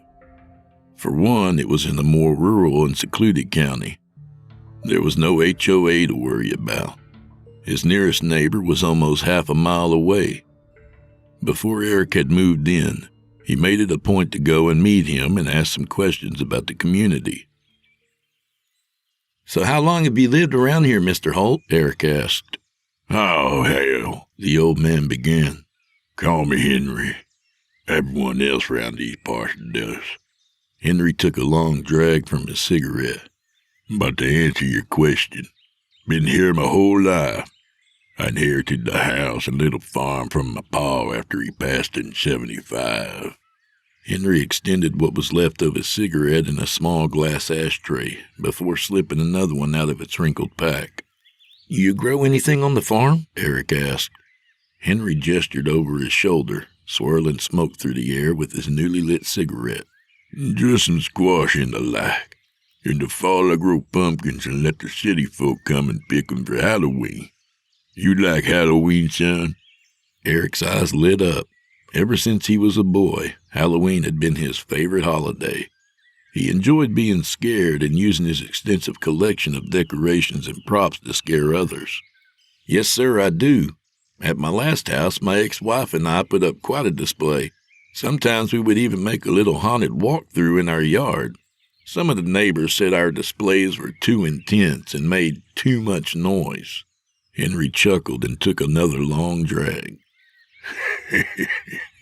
"Well," Henry began, "you don't have to worry about that around here. I'm your closest neighbor, and I love all that spooky shit. Noise won't be a problem neither. My hearing's been going these past few years. So if you want to rile up the folk to come out this way for pumpkins and trick-or-treating, I'd say have at it. The two men chatted for a few more hours. Eric told Henry about some of his more gruesome Halloween displays, and Henry told Eric about which shops were closest and had the best prices. "Well, Henry," Eric said as he shook the old man's hand, "I look forward to living up the road from you." "Same here, son," Henry replied. "Treat that old house good. Like all old things, handle her with care, and she'll treat you right." A week later, Eric was finishing unloading the boxes from the moving truck and into the old country house. He wiped the sweat from his forehead, gazed up at his new home, and let out a satisfied, "Home."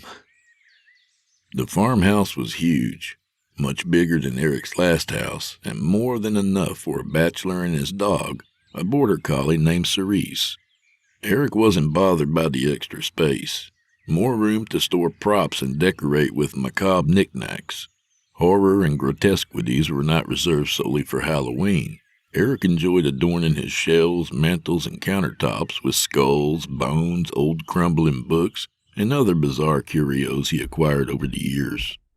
As he was carrying the last of the Halloween boxes up to the attic, Eric stumbled, sending the box crashing to the floor. He frantically pulled open the cardboard flaps and sighed with relief. Nothing had broken. He then turned to see what had caused him to lose his footing. There, at the base of the attic steps, was a noticeably loose floorboard. Eric grabbed a hammer, nails, and a flashlight from his toolbox and made his way back to the attic doorway. He clicked the flashlight on to find the best place to hammer the board down when he noticed something tucked away just under the loose board. Using the claw end of the hammer, Eric pried the other nails out of the floorboard. The space beneath the floor had an old, musty smell. The kind of odor one expects to smell in a second-hand shop or antique store. As the beam from his flashlight scanned the dust-caked alcove, Eric finally saw what had caught his eye. Before him sat a small antique black trunk. Eric lifted the box from its hiding place and wiped the dust from it with his shirt sleeve. The box was made of a very sturdy wood that had been painted black by its creator. The lid was slightly domed and secured with a large antique lock. Emblazoned across the front of the lid were letters that Eric instantly recognized as Hebrew. Eric rubbed his stubbled chin as he tried to make out the letters. He had taken Hebrew lessons as a child, but hadn't studied or read anything in the language since his bar mitzvah. Now, in his late 30s, the letters seemed alien to him. He thought about calling his mother and asking her what it said, but their relationship had been rocky ever since she told him she could not accept that he had abandoned his faith. At any rate, Eric knew he had to see what was inside. He went back to his toolbox and returned once again, this time with a pair of bolt cutters. Eric placed the cutters on the lock, and with one firm squeeze, the lock snapped in half. He removed the remnants of the broken lock from the latch, and without warning, the lid flew open with a horrible screech. Eric jumped back from the sudden noise. After taking several deep breaths, he clutched his chest and laughed a bit to himself. He walked back over to the now open trunk and peered inside.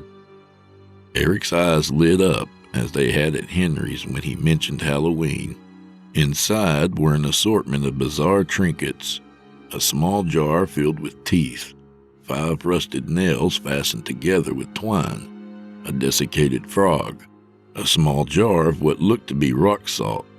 But among the various oddities, the most impressive was an antique gesture marionette. The puppet glared up at Eric with lifeless blue eyes and a sardonic grin that was thinly framed by a pair of blood-red lips. Eric reached toward the limp figure to inspect it, when with a loud wooden snap, its mouth popped open. "Oh, shit!" Eric gasped as he recoiled his hand from the marionette. His heart began racing, and the sound of pumping blood filled his ears. From the downstairs living room, Cerise had begun to bark. It's all right, girl, Eric shouted. Daddy was just being a wuss. As courage crept its way back into Eric's body, he noticed a small piece of paper in the puppet's mouth. He slipped the paper out of the doll's open maw and found the same Hebrew lettering on it. Must be your name, Eric wondered aloud. With that, he placed everything back into the trunk and decided he would ask Henry if he knew anything about it tomorrow morning.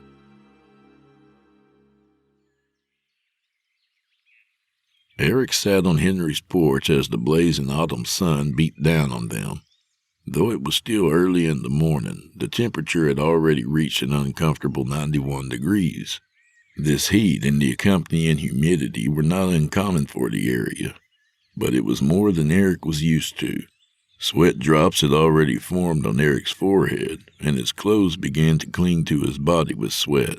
The mysterious trunk sat on the small patio table in between the two men. "Any idea what it could be?" Eric asked Henry as the two studied the box and its contents. "Looks like a lot of weird shit," Henry replied. "Hell, son, thought you was into all that spooky stuff." Eric chuckled. Henry had a good point. This was the exact type of thing Eric would go out of his way to find at antique stores and estate sales. Eric was about to reply when Henry gestured to the inscription on the trunk. "Ain't those them Jewish letters?" Henry asked. Eric nodded as he took a sip of water from his bottle. "Yeah," Eric replied. "Hebrew. Was the previous owner Jewish?" Henry let out a deep sigh and shook his head solemnly. "Now, my pa and I always had our suspicions about Kurtz," Henry began. "The old feller that lived in that house before you. Mean old bastard. Thick German accent. Bought the place you was living in around 1950. Pa always said to keep away from him. Told me, only good Nazi is a dead Nazi. That old bastard must have stole this off some poor Jewish fella thinking it'd be valuable someday." Eric looked at Henry with a steady gaze. He swallowed the lump that had built up in his throat. "My family is Jewish, Henry. They escaped the Nazis in Poland and fled to America when the war was over." Henry placed a hand on Eric's shoulder and gave a reassuring smile. "Son, I know it might seem strange living in that place knowing what you know now, but maybe this is restitution of sorts. That old prick is dead and buried. Now you live in his house and you've reclaimed something that belonged to your kin. Yes, sir, this is just your people reclaiming what is rightfully theirs." Eric forced a smile and looked down at the box. The puppet met his gaze with its own cruel smile. Eric turned back to Henry. "But why wouldn't the realtor have said something about this?" Henry let out a laugh. "Boy, even if they knew the old fool's history, do you really think that would be something they'd advertise?" Henry replied. Eric knew he was right. No sane person would stop on a real estate listing that read, "Rural farmhouse, country living, former fascist occupant." Eric thanked Henry for his time, gathered up the trunk and its inhabitants, and started to walk down the dirt road that led to his house. Henry called after Eric. "What you gonna do with that creepy puppet?" Eric turned and replied, "Well, Halloween is in a couple of weeks. I think he'll look pretty good on my mantle." Before long, Eric had started putting up his Halloween display. He had spent years purchasing and collecting the most grotesque and gory pieces he could find. His once scenic front yard was now an abattoir littered with limbs and heads, festooned with intestines and manned by blood-soaked animatronic clowns. Henry came by a few times a week to see how the display was coming along. Each time he would ask Eric if it was finished, and each time Eric would tell him there was always room for more. Inside, the farmhouse was more tame by comparison, but still had its fair share of horror. Actual skulls and bones Eric had acquired from various collectors adorned his walls. Antique surgery tools and dental phantoms sat proudly on his end tables and counters. Preserved rodents, bats, and spiders occupied his mantel, along with the contents of the trunk, the marionette taking center stage. Eric had decided to name the marionette Jiry. Both he and Henry agreed the puppet's angular features, rectangular head, and broad smile made it look like a medieval Jerry Seinfeld. Eric had just finished putting up a few more decorations and lights when he decided to turn in for the evening. The heat was still pretty intense during the day, and all of the outdoor decorating had drained the energy out of him. He took Cerise on her nighttime walk, making sure to pick up after her. Though dog feces can be quite scary, they were not welcome in his display. Eric and Cerise came back inside, and Eric told her it was time for bed. The dog curled up on her favorite wingback chair, put her head down, and blew air out of her nose the way a disappointed child would respond if he told them it was time for bed. Eric crossed the living room toward the stairs leading up to his room. As he reached for the light switch, he turned toward his dog. "Good night, Cerise. You were such a good girl today." Cerise did not get up or even open her eyes, but her tail began to wag energetically to show him she understood. Eric then turned toward the mantel. "Good night, Jiry. Keep an eye on the other decorations for me, will you?" As if in response, Jerry's mouth snapped open with that distinct wooden click sound. Cerise began to whimper and growl in her sleep as the hair on her scruff bristled. Eric felt all the little hairs stand up on the back of his neck as he stared at the puppet in shocked disbelief. Calm down, he thought to himself. It's just an old doll. He made his way cautiously over to the mantel, his eyes locked in a staring contest with Jerry's. Eric reached out with a trembling hand to close the puppet's mouth, expecting the thing to spring to life at any minute. He placed a finger on Jerry's chin and slowly pushed its mouth closed. Eric sighed with relief and made his way back to the light switch, never taking his eyes off of Jiry. "I'll find some wood glue in the morning and take care of that jaw problem you've got there, Jiry," Eric joked. "Maybe even give you a fresh coat of paint." With that, Eric turned out the lights and went into his room to have one of the most troubling sleeps of his adult life. That night, Eric could not sleep. His dreams were a labyrinth of nightmares that he struggled to escape. Images of Jiry and his terrible grin haunted Eric's every wakeless second, forcing him to jolt awake and scan the room for the demonic doll. Every creak, every tap, every subtle noise caused Eric to spring awake. It was getting to the point where he wasn't sure if it was better to just stay awake and try to take a nap in the morning. At around 6 a.m., a new noise had shocked Eric from his bed.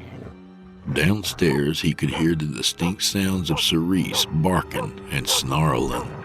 Eric felt a knot form in his stomach. Maybe it's just a rat, Eric hoped as he climbed out of bed. The dog's barking grew louder and more fierce. Eric knew he had to go downstairs and investigate, but fear slowed his movements to a glacial pace. The stairs from the second floor creaked with unease as he crept downstairs to see what Cerise was barking at. Eric peered through the living room doorway. However, what he saw was more annoying than startling.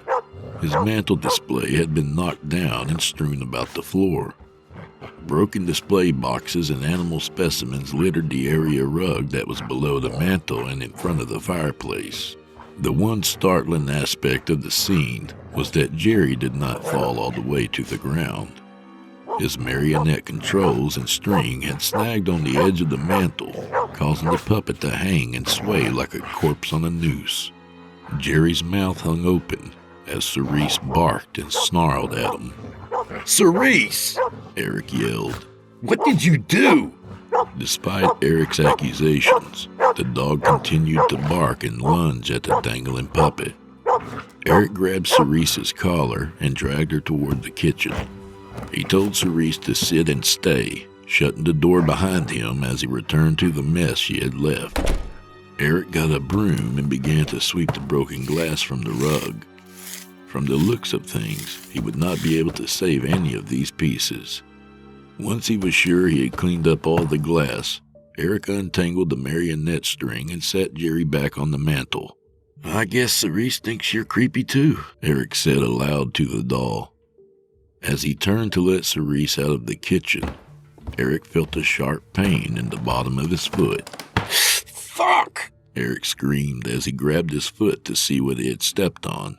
A small piece of glass protruded from his heel, glistening in the light as a tiny red stream of blood began to trickle from the wound. Eric hobbled over to the couch and examined his injury. He pushed on the skin around the glass to force it to the surface. He plucked the shard from his foot as blood began to stream faster from the puncture. Eric hopped over to the bathroom, cleaned his wound, and covered it with a bandage. Upon returning to the living room, Eric found Jiry slumped over and lying on his side. Eric limped over to the mantel, not wanting to put pressure on his foot. As he reached for the puppet, Jiry's mouth snapped open again. Eric quickly recoiled his hand. Before he had time to register this new fear, he was startled by a loud bang at his front door. "Eric, you in there?" Henry's familiar voice called from the front door. Still slightly panicked, Eric hobbled over to the front foyer and answered the door. Eric smiled a weak smile at Henry. "Hey, Henry," Eric said. "How's it going?" Henry looked Eric up and down. He could tell things were out of the ordinary. "I was just going for my morning stroll and decided to see how the display was coming along," Henry replied. "But from the looks of things, you've had quite a morning." Eric nodded and explained to Henry what had transpired since the dog had made the mess. Henry shook his head. "Guess that dog of yours hasn't taken a shine to old Jiry yet, huh? Well, at any rate, I just wanted to say your yard decorations are getting pretty sick, even for my taste." Eric gave Henry a quizzical look. "Henry, I haven't added anything to the outside display." Henry looked confused, and the two men stepped outside onto the front porch. Dangling from the trees were dozens of dead mice and birds, swaying lazily in the light breeze. Eric swallowed hard. He was suddenly aware of the strings that were wrapped around each animal were identical to the ones that were on Jiry. "Henry?" Eric stammered. "I didn't hang these." Henry gave Eric a stern look. "Listen, boy," Henry started. "I'm all for a good scare here and there, but this may drive business away from my farm. I'm asking as a friend, please take 'em down." Eric, not looking down from the ghoulish menagerie, nodded silently. Henry patted him on the shoulder. "I'm happy you're getting into the spirit of things, but don't go getting carried away." With that, Henry started back down the dirt road toward his house. Eric retrieved the ladder from the shed and began the grim task of removing these lifeless creatures from his trees. As he finished taking the last morbid ornament down, he heard Cerise barking from inside the house. Eric climbed down the ladder and burst through the front door. To his horror, he found Jiry sitting upright in Cerise's chair. Eric rushed over to the puppet, snatched it off the chair, and chucked it into the fireplace. He then shoved some newspaper and scrap wood under Jiry and struck a match. As he set the ghastly pyre ablaze, Jiry's mouth fell open once again with a hideous click. That night, Eric gathered what remained of the trunk's contents and threw them in the trash. He snapped a picture of the box with his phone and begrudgingly sent it in an email to his mother. He hated contacting her after their falling out, but she knew how to read Hebrew. As he hit send, he glanced over at the fireplace. The fire continued to blaze, but all remnants of Jiry had become smoldering ash. Eric had just walked into the kitchen to get a glass of water when he felt his phone buzzing in his pocket. He pulled the phone out of his pocket. The caller ID simply read Mom. He took a deep breath and answered. "Hey, Ma." "Hello, Eric. She responded. I just got your email. What exactly am I looking at?" Eric did not want to tell her all that had happened since he found the trunk. "It's this really old box that was left by the previous owner. I can't make out what the Hebrew says on the lid." Eric heard his mother sigh.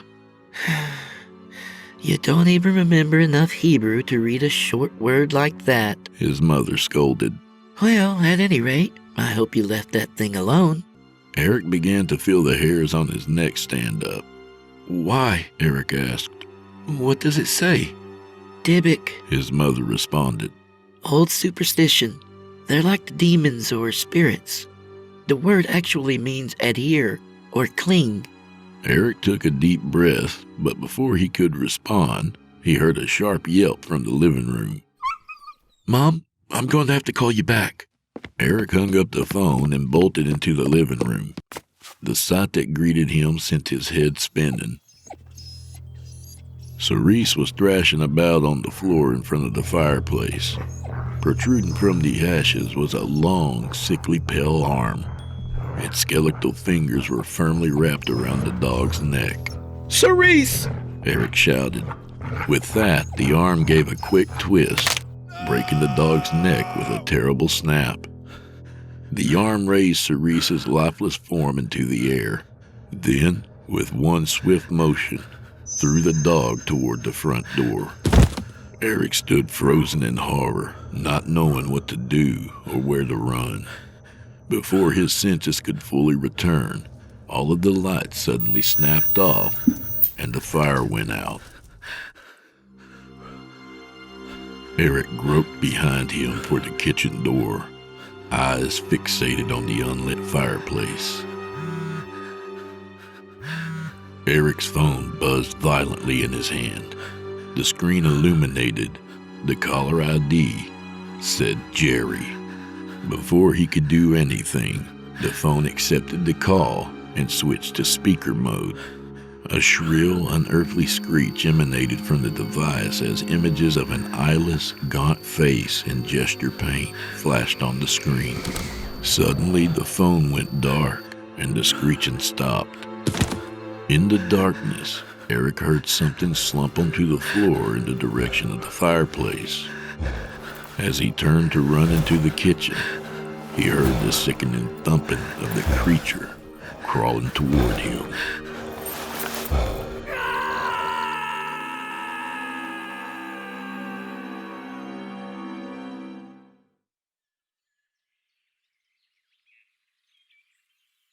Henry stood in Eric's yard. An old cigarette clung to his lips. He shook his head. "Mr. Holt, I'll ask you one more time. What were you doing in the deceased's yard so early in the morning?" Henry took a long drag from his cigarette. "I told you, officer. Me and him had become very close. We was fixing to be partners round Halloween time. He'd spook the young'uns and city folks, and I'd sell 'em pumpkins. Poor kid. I knew he was in a bad place. Told me about his wife leaving him. Told me about not being on good terms with his folks. I knew something was off, but never guessed he'd do something like this." The two men turned around to re-examine the horror of which they spoke. In a tree, high above the Halloween grotesquities, hung Cerise, a coarse rope pulled tight around her neck.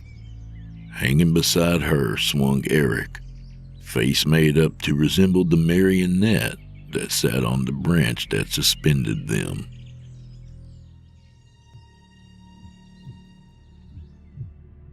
Shorty Small, a man neither short nor small, sat in the far corner of the coffee shop, his back to a wall. He was, for a change, the first one to arrive for a hastily arranged meeting with Homer LaCroix. With a half-empty mug of coffee and the powdered sugar remains of 2 beignets, he watched with amusement as Homer burst through the door. Normally, Shorty arrived late to these meetings after Homer chose the table. Not today. "How'd you get here so fast, Shorty?" "New Orleans hoodoo." "That's not funny. particularly today. Did you eat my beignet? I was hungry and you were late. LaCroix looked around for a waitress and motioned for a cup of coffee. When she arrived and placed the mug in front of him, he asked, "Would you be a love and bring me one of those luscious beignets and put it on Shorty's bill?" "Sure, hon, but Shorty's already settled his. I'll start one for you." She hurried away. Small smiled and waited until LaCroix had taken a bite of his beignet before he asked, "It's time for you to tell me what the goddamned emergency is, Homer." With a mouthful of powdered sugar and pastry, LaCroix shook his head and held up his hand. After a quick swallow, he said, "Damn, Shorty, couldn't you have at least waited until I had a chance to enjoy it?" "No." With blank eyes, Small stared at his contact from the tourism board. "What the hell was so important you dragged me down here at this ungodly hour?" "It's 9 in the morning, Shorty. Half the day is gone." "Not in Shorty Small's world." "Okay." He took another bite of his beignet. "You ever heard of a lycanthrope?" Small shook his head. "Didn't think so. You ever hear of a werewolf?" With a roll of his eyes, Small groaned. "Homer, not this shit again." "Hey, yeah." Burying his head in his hands, Small remained silent for a moment. "I asked for this when I agreed to move to New Orleans, didn't I?" "Yes, you did." "Are you going to tell me what a lycanthrope is?" "That's the plan." Taking a sip of his coffee, Small grimaced. "Wait, I've got to have a warm-up." 5 minutes later, as Small sipped hot coffee and LaCroix sat in front of him with his hands clasped, he said, "What do you think, Shorty?" "I think everyone in this damn town is certifiably crazy. Doesn't negate the fact we have a mutilated body found in the swamp. Sounds like a job for the police." "One would think so, but they're saying it's a gator." Small rolled his eyes. A gator would have dragged it to the bottom of the swamp and let it tenderize. "Exactly. So they're blowing it off like usual." "They are." Taking a deep breath, Small asked, "What does the tourism board want?" "Glad you asked. They want you to find a lycanthrope and destroy it." "I don't even know what a lycanthrope looks like." LaCroix sipped coffee. "It's a werewolf with superpowers." All Small could do was shake his head and say, "Jeez, not this shit again." Claire Honore smiled and leaned against the entrance to the 3rd floor of her building. She watched as the big man measured a 2x4 twice before pulling the trigger on a circular saw to make a cut. When the saw's noise subsided, she said, "Why do you measure the board twice?" Shorty turned. "Something my uncle taught me when I was young. Measured twice and cut once." She moved closer to him and surveyed his work on the remodel. "You've made a lot of progress in the last week. It's starting to look like an apartment." "Couple more weeks and you won't recognize the place." Her expression grew serious. "What did Homer want?" "The powers that be want me to look into something." "Every time the tourism board wants you to look into something, it's because nobody else will. What is it this time?" "What's a lycanthrope?" Her eyes widened. "Shorty, I forbid you to do so. You'll be killed." Rolling his eyes, the big man took her into an embrace. "I'm sure nothing is going to happen, Claire. It's a bunch of mumbo-jumbo about a New Orleans mythological creature. Besides, I'm being offered $20,000 to check it out." She placed her head on his chest. After a sigh, she looked up at him. "They are not myths. You've heard of a werewolf, right?" "Ah, good grief." She broke from his embrace and glared at him as she folded her arms. "Well, have you?" "Not since I was a kid and had the crap scared out of me when I saw Lon Chaney Jr. turn into a wolfman in an old movie on TV." She nodded. "The Wolfman. I saw it too. That was a werewolf, a legend from Europe." "Okay, so what's a lycanthrope?" "We call it Rougarou here in New Orleans. They are smarter, stronger, and harder to kill than a mere werewolf. Small again rolled his eyes, shook his head, and walked back to the sawhorses he used as a workstation. Claire, don't tell me you believe all this claptrap. They're merely stories to scare little children into behaving. How many nights have you spent in the bayou? None. Then you've never heard a howl that is not a man, dog, or coyote. There are no wolves in the bayou, but the sound it makes will pierce your soul. Witnesses describe it as half man and half dog, standing erect on two legs, covered in hair with the face of a canine. Claire, have you heard this so-called wolfman? Only once. My father and I were fishing one evening and stayed on the water too long. And? We heard its cry, and my father's eyes grew round as saucers, and his head swiveled, searching for the source. He told me to lie on the bottom of our skiff and not make a sound. Then he paddled back to the dock as fast as he could. We only heard it once, but that was enough to scare him. He sold our small boat, and we never went fishing in the bayou again. Let me guess, there was a full moon. Yes, there was. That's the only time of the month my father would fish at night. So, like a werewolf, the full moon supposedly brings them out? She shook her head. No, I'm not an expert, but I've heard that's not the case. So, who could answer my questions? Why not talk to Dr. Fowler at Tulane? Carmen Fowler, Ph.D. in anthropology at Tulane University and a self-proclaimed student of New Orleans history, smiled as Shorty Small appeared in the open door of her office. It's a pleasure to see you again, Shorty. What's it been? 4 months since our last visit? Yes, ma'am, at least. Thank you for seeing me on such short notice. I enjoyed our last conversation. Did you take care of your walking stick problem? Let's say it's no longer an issue. Good. Come sit with me at my table. We can talk. They settled across from each other and she continued. What's on your mind today? I need to know as much as possible about something called a Rougarou. Tourism board again? Yes, ma'am. Well, the legend dates back to the 16th century and appears in medieval French folklore under the name Loup-garou. Loup is the French word for wolf, and garou roughly translates to man. The word became mangled and now is referred to as Rougarou by local Cajuns.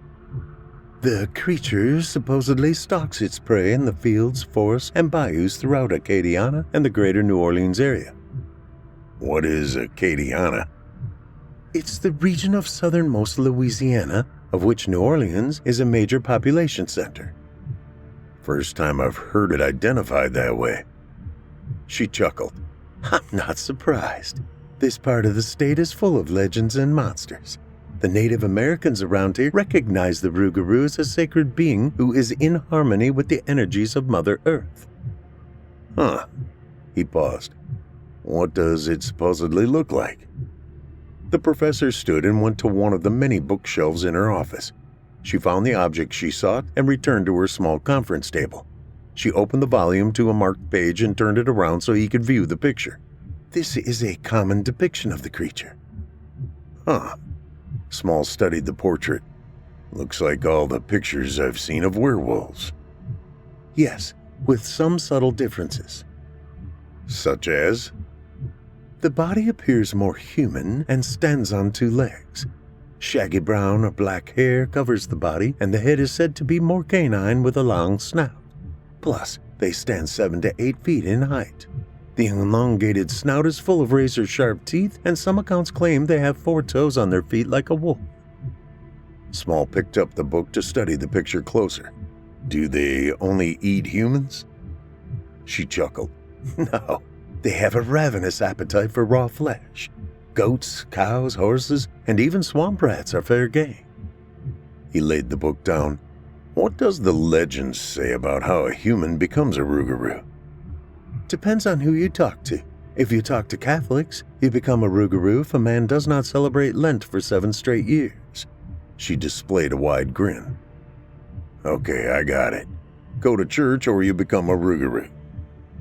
She nodded. What else? It is said that the curse can be passed on to a third child of an afflicted man. The beast can change at will and not necessarily on a full moon. But there are numerous variations of the story. My favorite is if a man angers a Native American shaman by abusing the bayou and using the swamps for his own personal gain, then the shaman will put a curse on that person. How is the curse reversed? The legends say if a man were to draw the blood of a Rougarou, say with a knife, the sight of its own blood would break the spell, but this would be a perilous method. We are told the creatures possess supernatural strength and speed. Great. What else? They are terrified of flames. Anything else? Decapitating the creature is said to kill it. If you can catch it. There is that, Shorty. He stood.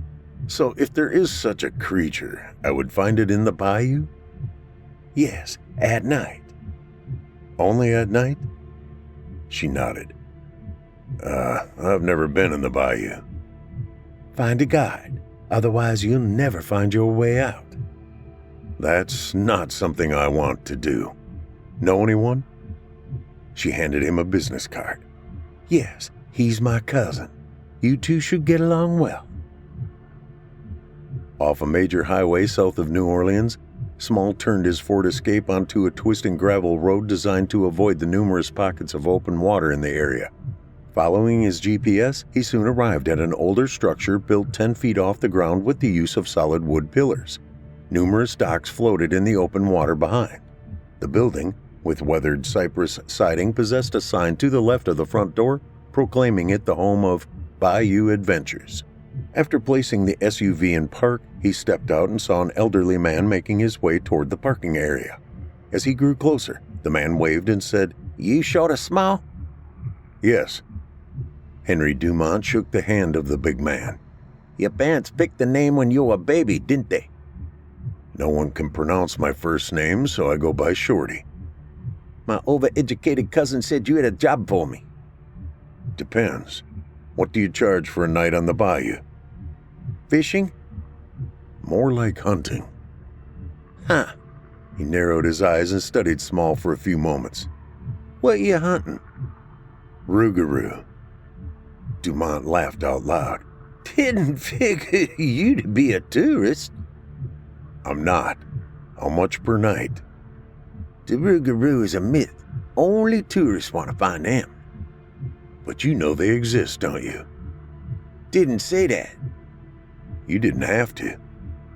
Dumont turned his head, leaned over and spit a brownish wad of something onto the ground. She said you was quick. "Did she also tell you I work for the tourism board?" Dumont tucked his thumbs in the suspender straps of his faded denim overalls. She might have mentioned something along those lines. He paused for a moment. How much they paying you? "Enough." "Okay, 500 a night." 4. Dumont tilted his head and closed one eye as he studied Small. 4.5 plus we only stay out from dark till 2 in the morning. "Deal. When do we start?" "That's up to you." Small looked around and then returned his attention to the wafer-thin Cajun. "What do I need?" "Long pants and shirt, plus a ton of bug spray." "Tomorrow night." "Be here at 7. The sun barely showed above the western horizon as Shorty, Small, and Henry Dumont sped across an open span of water in Bayou Perot. Small sat in the front of the airboat with Dumont steering. Having turned his Chicago Cubs ball cap backward, the wind felt good after a long, hot, and humid day. Talking with the Cajun behind him remained impossible as the aircraft engine propelled them along at 50 miles per hour. Dumont slowed the boat as they approached a swamp. Bald cypress and tupelo trees could be seen crowded together as the light faded and they neared the swamp's edge. Dumont said, "Once we get into the trees, keep your eyes open for gators. Their eyes will reflect the light from the waxing gibbous moon." "The what?" "Almost full moon." "Got it." Small held a Remington 1100 with both hands. The shotgun rested on his lap as he searched the murky water for signs of life. Dumont shut off the engine and they drifted in silence. The sound of cicadas dominated the background noise, broken only by the screech of birds and the growl of an alligator far off in the distance. The moon played hide-and-seek through the canopy of leaves overhead as the flat-bottomed boat drifted in the still water. Dumont whispered, "Did you hear it?" "The gator?" "Yeah, it's off to our right by 100 yards. "I won't ask how you know." With a chuckle, Dumont lowered the boat's electric trolling motor into the murky water and slowly maneuvered the craft between the swollen roots of the surrounding trees. Occasionally, he would switch it off and let the boat drift. Moonlight bathed the area in a surreal glow, creating a world of various shades of gray. Small swiveled his head, searching for movement. He saw none. This was the pattern Dumont followed for the next several hours. Use the trolling motor for a few hundred yards, and then allow the flat-bottomed boat to drift for a while. The quietness of the small motor allowed the men to hear the natural sounds emanating from the surreal backdrop. Neither spoke during this period. Small's past life trained him to be still as he tracked his marks. Dumont's life as a guide through the bayou instilling a need for silence. Dumont said in a whisper, "Damn, you're a quiet man. I've never had no one in his boat that hasn't been nervous and a constant talker." "Nothing to say." "I appreciate it." Off in the distance, its direction masked by echoes bouncing off nearby trees, a lonesome howl filled the air.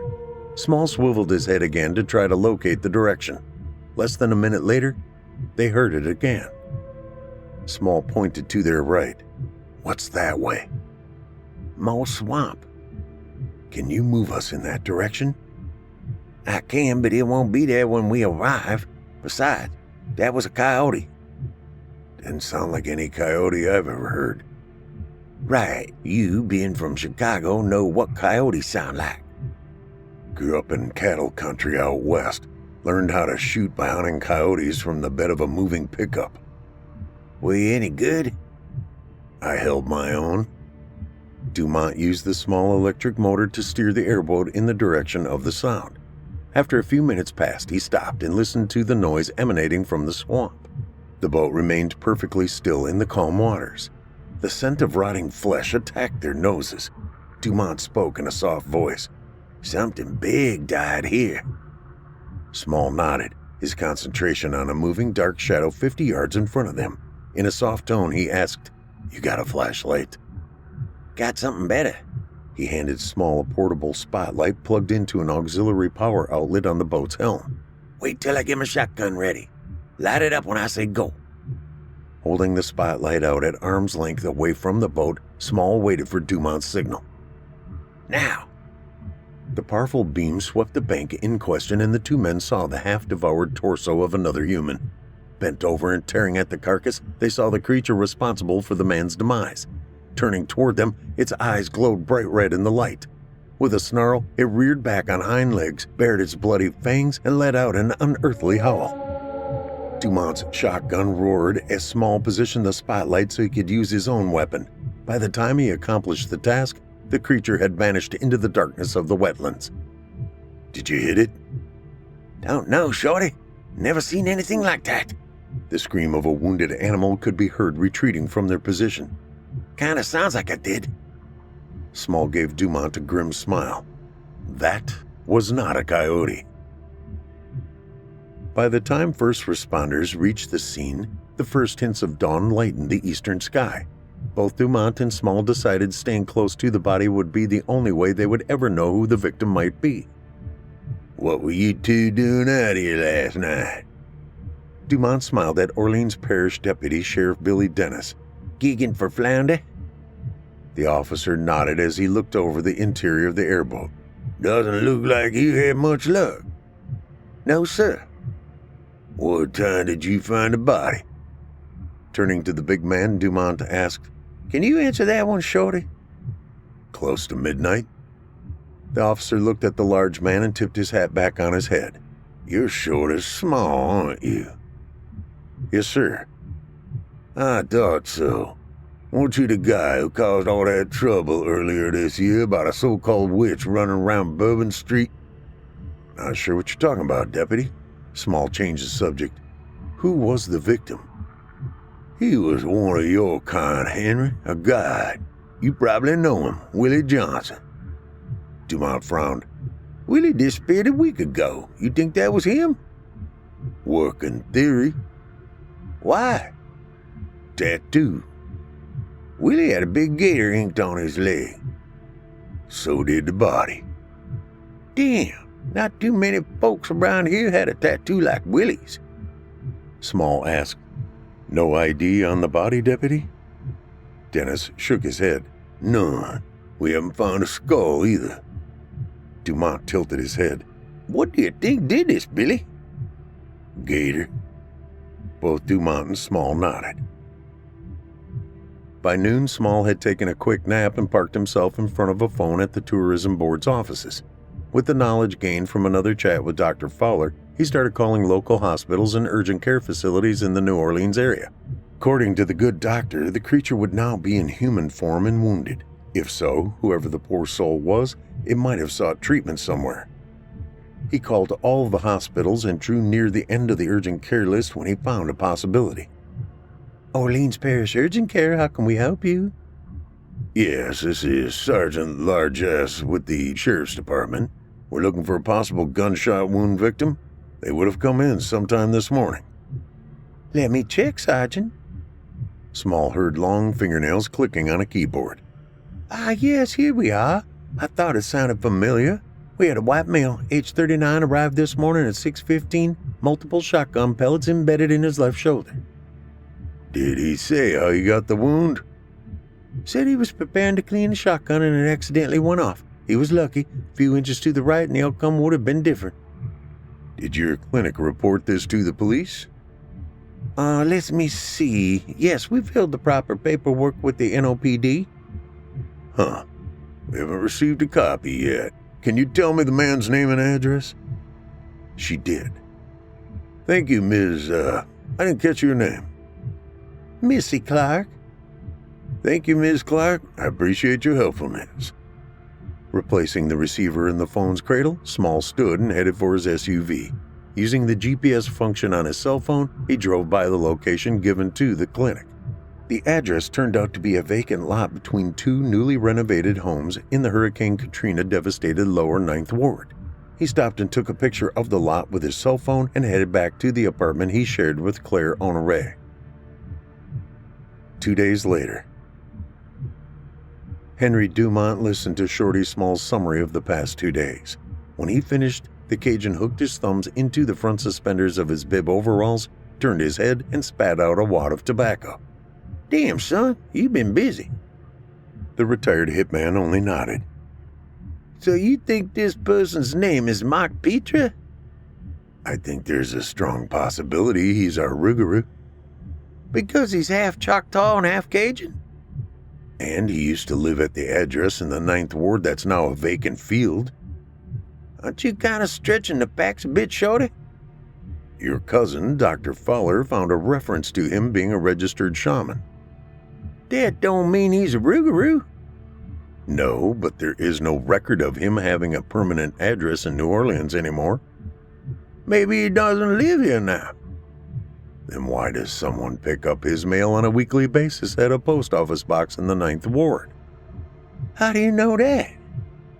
Because here's an image from the security camera at the post office showing a man doing so. Small offered a grainy black and white photo of a man opening a box. The timestamp on the picture read 9:34 p.m. Huh. You sure you ain't a detective from Chicago? Positive. Kinda hard to tell what he looks like from this photo. I agree, but it's the only one I could find, and no one from his neighborhood has seen him since Hurricane Katrina. 2 of them told me the man in the picture resembles Mark. Katrina was a long time ago, Shorty. I'm aware of that, Henry. Okay, I'd have to agree. Sounds like a good candidate. Dumont paused for a moment and stuck another chew in his mouth. So what now? We go back into the bayou tonight. I was afraid you'd say that. My price went up to $500 a day. For 5 nights, their efforts to locate the Rougarou again were met with no new signs of the creature. Dumont guided the 2 through the swamp, choosing different locations each night. Weary and tired from staying out till 2 a.m., Small called a halt to their efforts. The next morning, he lay in bed, his hands behind his head staring at the ceiling. Claire appeared in the bedroom and placed a cup of coffee next to him on his nightstand. You look tired. Frustrated more than anything. Maybe you two are looking in the wrong place. The thought has occurred to me. She sat on the edge of the bed next to him. Her loose robe gapped open, exposing bare skin to his gaze. A smile came to his lips. She sipped on her cup of coffee. I saw a reporter on the late news last night talking about cattle being found dead north of New Orleans.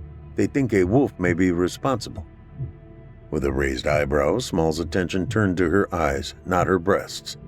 Exactly where did this occur? North of here, near Covington. How far is Covington from New Orleans? About an hour or less north over the causeway. Huh. His attention returning to her open robe. I've got an idea. He slipped the robe off her shoulders and drew her into an embrace. The drive over the Lake Pontchartrain Causeway, the longest bridge in the United States, took close to 25 minutes. He arrived at the ranch where the mutilated cattle were discovered around noon. After identifying himself with a business card as a consultant for the tourism board, he asked the rancher to show him where the incident occurred. Hugh Bailey, a man in his early 60s, studied the business card and then asked, "Sort of small, huh? You don't look anything like your name." "I've been told that." "Why is the New Orleans Tourism Board interested in a wolf attack here in St. Tammany Parish?" In a slight variation of the truth, Small said, "There has been a similar attack by what is suspected to be a wolf out in the bayou. I have been asked to see if the attacks on your herd could be by the same animal." "We don't get many wolves in this here part of the world. How you going to determine if it is?" "Before I moved here, I lived in Montana. I've tracked many a wolf in my day." "Well, if you can figure this out, more power to you. We'll take my pickup." 15 minutes later, Small knelt by the spot where the rancher said he found the slaughtered cow. Looking up, the big man asked, "How many?" "What do you mean, how many?" "How many other head of cattle have you lost?" Bailey grew quiet as he stared at the ground. This will be the 5th. "Over how long a period?" "A little under a year." He paused and returned his attention to Small. "Haven't had an incident in a long time. I was losing one a month, but they stopped and I didn't report it. After this one, finally got tired of it and called the sheriff." Small pointed to a 4-toed track. "See that?" "Yeah." "Wolf track." "How can you tell?" 4 toes. This one is a rear paw track. He failed to mention to Hugh Bailey that there were only 2 paw prints instead of 4. Homer LaCroix stared at Small with wide eyes. "You're kidding me, right?" "Wish I was, Homer." "Thought you're the one who said everyone in New Orleans was certifiably crazy." "They are, but there is a Rougarou running around the bayou. It's been up in St. Tammany Parish as well." "What are you going to do about it?" "Nothing. You guys asked me to look into it. I did, and can now report back to you that I found evidence of a wolf-like creature." "The agreement was for you to get rid of it." "Not for 20 grand. I've had to hire a guide. He's not cheap, by the way. Do they want something more done?" LaCroix nodded. "Then they're going to have to belly up to the bar and get serious with their offer." "What's it gonna take, Shorty?" "Another 30 for me and 20 for my guide." 50,000? Small nodded. "I can't authorize that.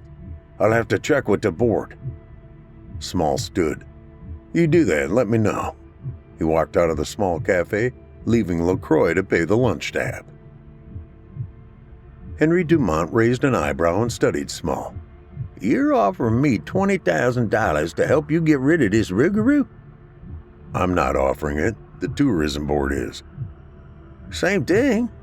He paused and spat a glob of brown liquid to the side. "What are you getting paid?" "Same." "Bullshit." The big man shrugged. "Never made that much money all at once. Taxes will be hell." "Cash, Henry." "Oh, that makes a huge difference." Yeah. "Okay, what's your plan?" I need to talk with your cousin first.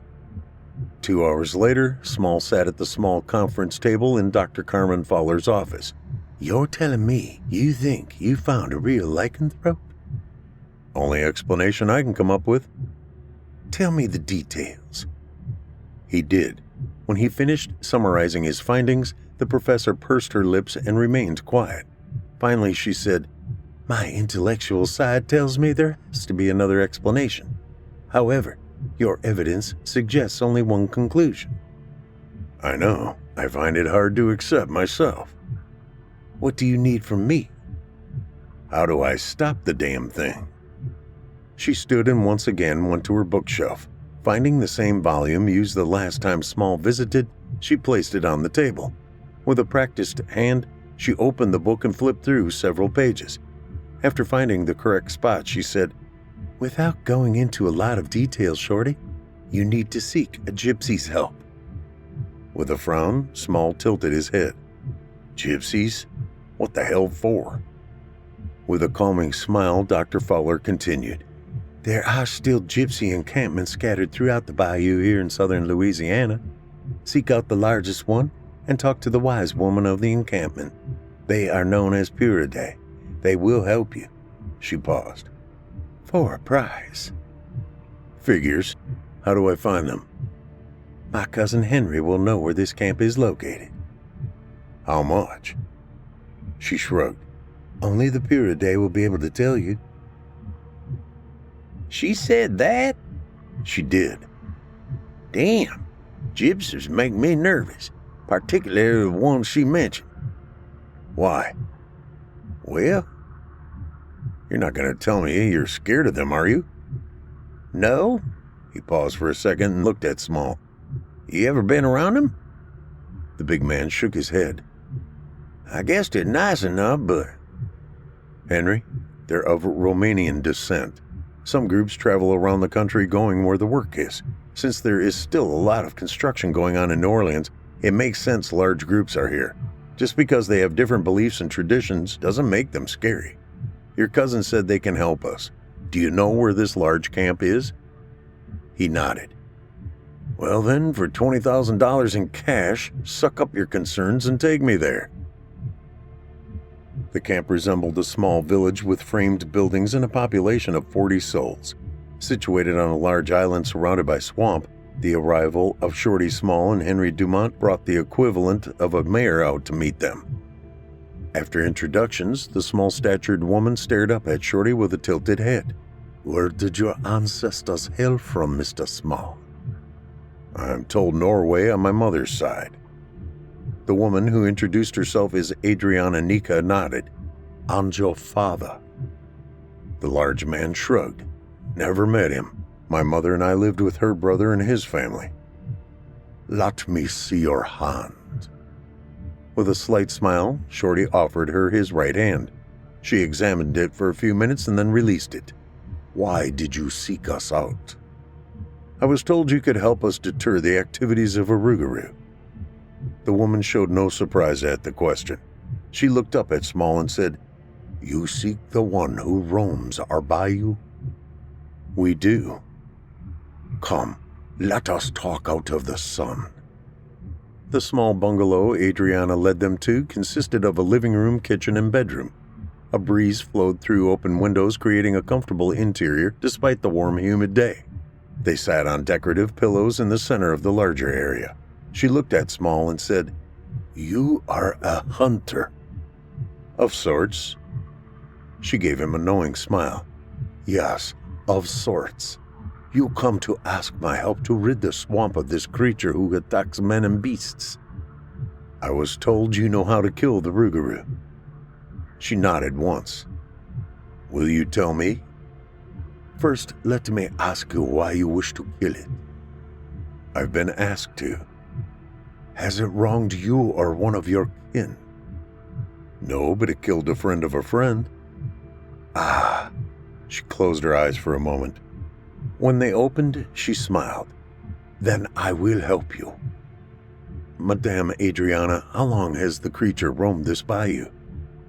We have been here for 4 years, and we have heard it at least once a month since we arrived. Has it ever attacked your camp? Only once. It killed several of our dogs, both of which were Muritic shepherds. Small raised an eyebrow. I'm familiar with the breed. Large and excellent guard dogs. Yes, the beast dispatched them with little effort. Afterwards, we took precautions. Such as? The Rougarou, despite its strength and size, has several weaknesses. Fire and the harsh cry of a crow. We have used crows to protect our village ever since and have not been bothered by the Rougarou again. Can a silver bullet kill it? She chuckled. You are confusing our Cajun version of the beast with a werewolf from Europe. Rumors say it can, but the only definite way to kill the beast is to behead it and burn the body. Afterwards, the ashes must be scattered so it cannot regenerate. With a frown, Small stayed silent for a few moments. That seems a bit extreme. It is an extreme beast. She took a deep breath. Normally, a Rougarou will be cursed for 101 days and then return to normal. However, if the beast consumes human flesh within those 101 days, it is doomed to be a Rougarou for eternity. Killing it would actually release the victim from its curse. Dumont started to ask a question but hesitated, returning to silence. Adriana noticed and asked, You have a question, Mr. Dumont. Yes, ma'am. Do you know where the beast lives? No, we try to avoid contact with it. She returned her attention to Small. He asked, How much do you require to help us? That would depend on the help you seek. Obviously, you've learned how to keep the beast away, so you probably know how to attract it. Be careful of what you ask for, Mr. Small. Inviting a Rougarou to attack you could result in several outcomes, none of which are in your best interest. Such as? If you are attacked, bitten, and survive, you would carry the curse yourself. If you do not survive, you will be devoured. You must remember, the creature has superhuman strength while in the form of the beast. If I behead the beast, will it die? She nodded. You would also need to burn the body, immediately. You mentioned that, Madam Adriana. How much will you require to help us? I can make a potion to attract it. The potion will cost you $1,000. When can you have it prepared? When can you have the money? Tomorrow. Make it the day after. The moon will be full. On the journey back to Dumont's dock, the two men remained silent, not discussing the conversation with the gypsy woman. As the Cajun guide eased the airboat into its berth, he shut off the engine and said, I hope you have plans, Shorty. I do. Hopefully I'm not part of it. If you want your $20,000, you are. Damn. 48 hours later, as the sun disappeared into the western horizon, Small and Dumont finished loading the equipment needed to set their trap. The bait would be a live goat with some of the potion smeared on its back.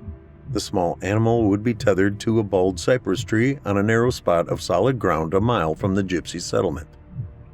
Both men wore a sachet bag of angelica root, sage, and laurel dangling from a lanyard around their neck. According to Adriana, the herbs were gathered during the moon's waxing phase, the only time they could be harvested to effectively ward off the Rougarou. The final item needed had been obtained from a Louisiana volunteer firefighter, a flamethrower used to start backfires. The firefighter happened to be a nephew of Henry Dumont. With all the necessary supplies loaded in the airboat, the two intrepid lycanthrope hunters set out as the full moon rose in the east. When they entered the bayou, the Cajun shut down the main engine and let the airboat drift for a while. Dumont, still not 100% in favor of the idea, said, Before I turn on the trolling motor, I'm gonna try to talk you out of this stunt one more time, Shorty. Go for it. You sure this is a smart idea? No, but I've never been accused of being smart. What if it doesn't show up? It will. Your confidence is overwhelming. Although Dumont could not see it, Small displayed a grin. Relax, Henry. You've got the easy job, the flamethrower. I've got the job of beheading it. I still don't understand how you're planning to do that. I guess you'll have to watch. That's what makes me nervous. Off in the distance, a lone howl they associated with the creature could be heard. Small pointed toward the interior of the bayou. Let's head that way. With the silent trolling motor pushing the flat-bottom boat, Dumont steered it deep into the swamp. They heard the cry 2 more times, with each sounding closer than the previous incident. The full moon created long and sinister shadows on the monochrome landscape. Small concentrated on the area ahead of them as the boat moved at a steady 3 miles per hour. A thrashing of water could be heard to their right, and all the night creature noises went silent. The roar of a gator off in the distance was followed immediately by the now familiar cry of the Rougarou. Dumont whispered, Think the gator got him? Small held up his hand. Shh. Swamp sounds returned. A noise to their right caused Small to point his shotgun in its direction. Red glowing eyes stared back at him. The growl of a wounded animal met their ears. This caused the goat they brought for bait to start screeching. Suddenly, the Rougarou charged their position. Small pulled the trigger on the semi-automatic shotgun 3 times. Knowing the slugs had hit their mark, the creature continued to charge. Small yelled, Change of plans! Get us out of here! With the fan at full speed, Dumont swung the airboat around and Small pushed the goat out as they sped away. Looking behind them, he saw the creature capture the small animal. Not wishing to watch any further, he paced forward. The next day, Dumont sipped coffee as he watched Small sharpen a 29-inch long machete. Even after last night, you're still hell-bent on catching this Rougarou, aren't you, Shorty? More so now than last night. Why? Small stopped working on the machete and focused on Dumont. Because I now know how to kill it. After taking another sip of his coffee, the Cajun narrowed his eyes. What'd you see last night? An opening. Want to share what you saw? The big man shook his head. I have to do this alone, Henry. While I appreciate your thinking of my safety, he paused. Are you crazy? No. What I have failed to consider is this creature is still a man, and thus he is subject to certain urges. With a roll of his eyes, Dumont folded his arms. What are you going to do, find a female Rougarou for him? With a chuckle, Small returned to sharpening his machete. Not what I had in mind. He failed to get us last night. He's going to be pissed about it, and when I give him another chance, he'll take the bait. Won't he be more aggressive? Looking up from his work, Small smiled. Exactly. I'm counting on it. What do you need me to do? Teach me how to drive an airboat. Instead of entering the bayou at night, Small slipped into the swamp around 5 in the afternoon. Using the quiet electric trolling motor to steer the flat-bottom boat, he guided it to a small island he spotted the previous night. Before unloading his equipment, he attached a collar to a goat and hooked it on the end of a steel cable. Running the cable along the ground, he wrapped it around the exposed roots of a bald cypress tree and secured it. Taking the remaining potion acquired from Madame Adriana, he rubbed it on the goat's back. With this accomplished and his equipment unloaded, he moved the airboat to the opposite end of the island and tied it to a tupelo tree. When he walked back to the spot where the goat stood, it appeared calm, munching on the undergrowth of the land. For the better part of the next hour, Shorty Small set up his trap. When finished, using rope included with his equipment, he climbed the tree above where the goat lay taking a nap. Then, like he had done for 20 years as a hitman, he settled in, waiting for his mark. Nightfall came and the moon still appeared full. The landscape took on the eerie shadows of the previous evening. Cicada song once again filled the air and birds called and cackled at random intervals. The roar of several gators could be heard off in the distance. Shorty Small's concentration did not waver. Using a particularly strong limb, he stretched out to wait. He could remember many less comfortable vigils. According to his internal clock and the position of the moon, he guessed the time to be approaching midnight when he heard off in the distance the thrashing and splashing of something moving rapidly through the bayou. As the sound grew closer, he tightened his grip on the machete and withdrew it from its leather sheath. Remaining perfectly still, he made no further noise. The sound of the approaching creature vanished for a few minutes. However, Small could tell the goat sensed danger as it started testing the length of its tether and making noise. A sound Small would later describe as coming straight from the blackness of hell broke the relative quiet of the surrounding area. A creature 8 feet in height pounced on the terrified goat. Small, having anticipated this moment, stabilized himself on the limb and prepared for his attack. Timing would be key as he positioned himself over the ravaging beast as it tore the goat apart. Then, at the same time he jumped, the beast looked up and howled. Dawn broke in the east as the fire slowly burned itself out. The stench emitted from the early inferno faded as the glow of the embers slowly died. Using a folding tactical shovel, Small gathered what ashes he could and fed them into the slow-moving water beside the island. Only one task needed to be accomplished when the last of the ashes disappeared into the murk of the brackish water. He needed to bury the severed head of the creature. Once a suitable hole was dug, Small walked to where it had landed after his savage swipe with the razor-sharp machete. He had not looked at it since his plunge from the tree limb 6 hours prior. His concentration centered on using the commercial flamethrower to burn the body as completely as possible. Using a gloved hand, he picked up the severed member and looked at it. No longer did it appear to be a wolf or even a canine. The head was that of a tired old man whose face appeared to finally be at peace. After covering the remains with a deep layer of dirt, Shorty Small returned his equipment to the airboat.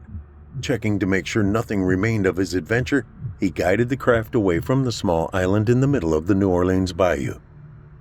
As the island grew small in his rearview mirror, he noticed a drop of red on the toe of his left boot. With a frown, he raised his left hand and saw a gash just below his palm. Blood slowly seeped from the 1-inch wound.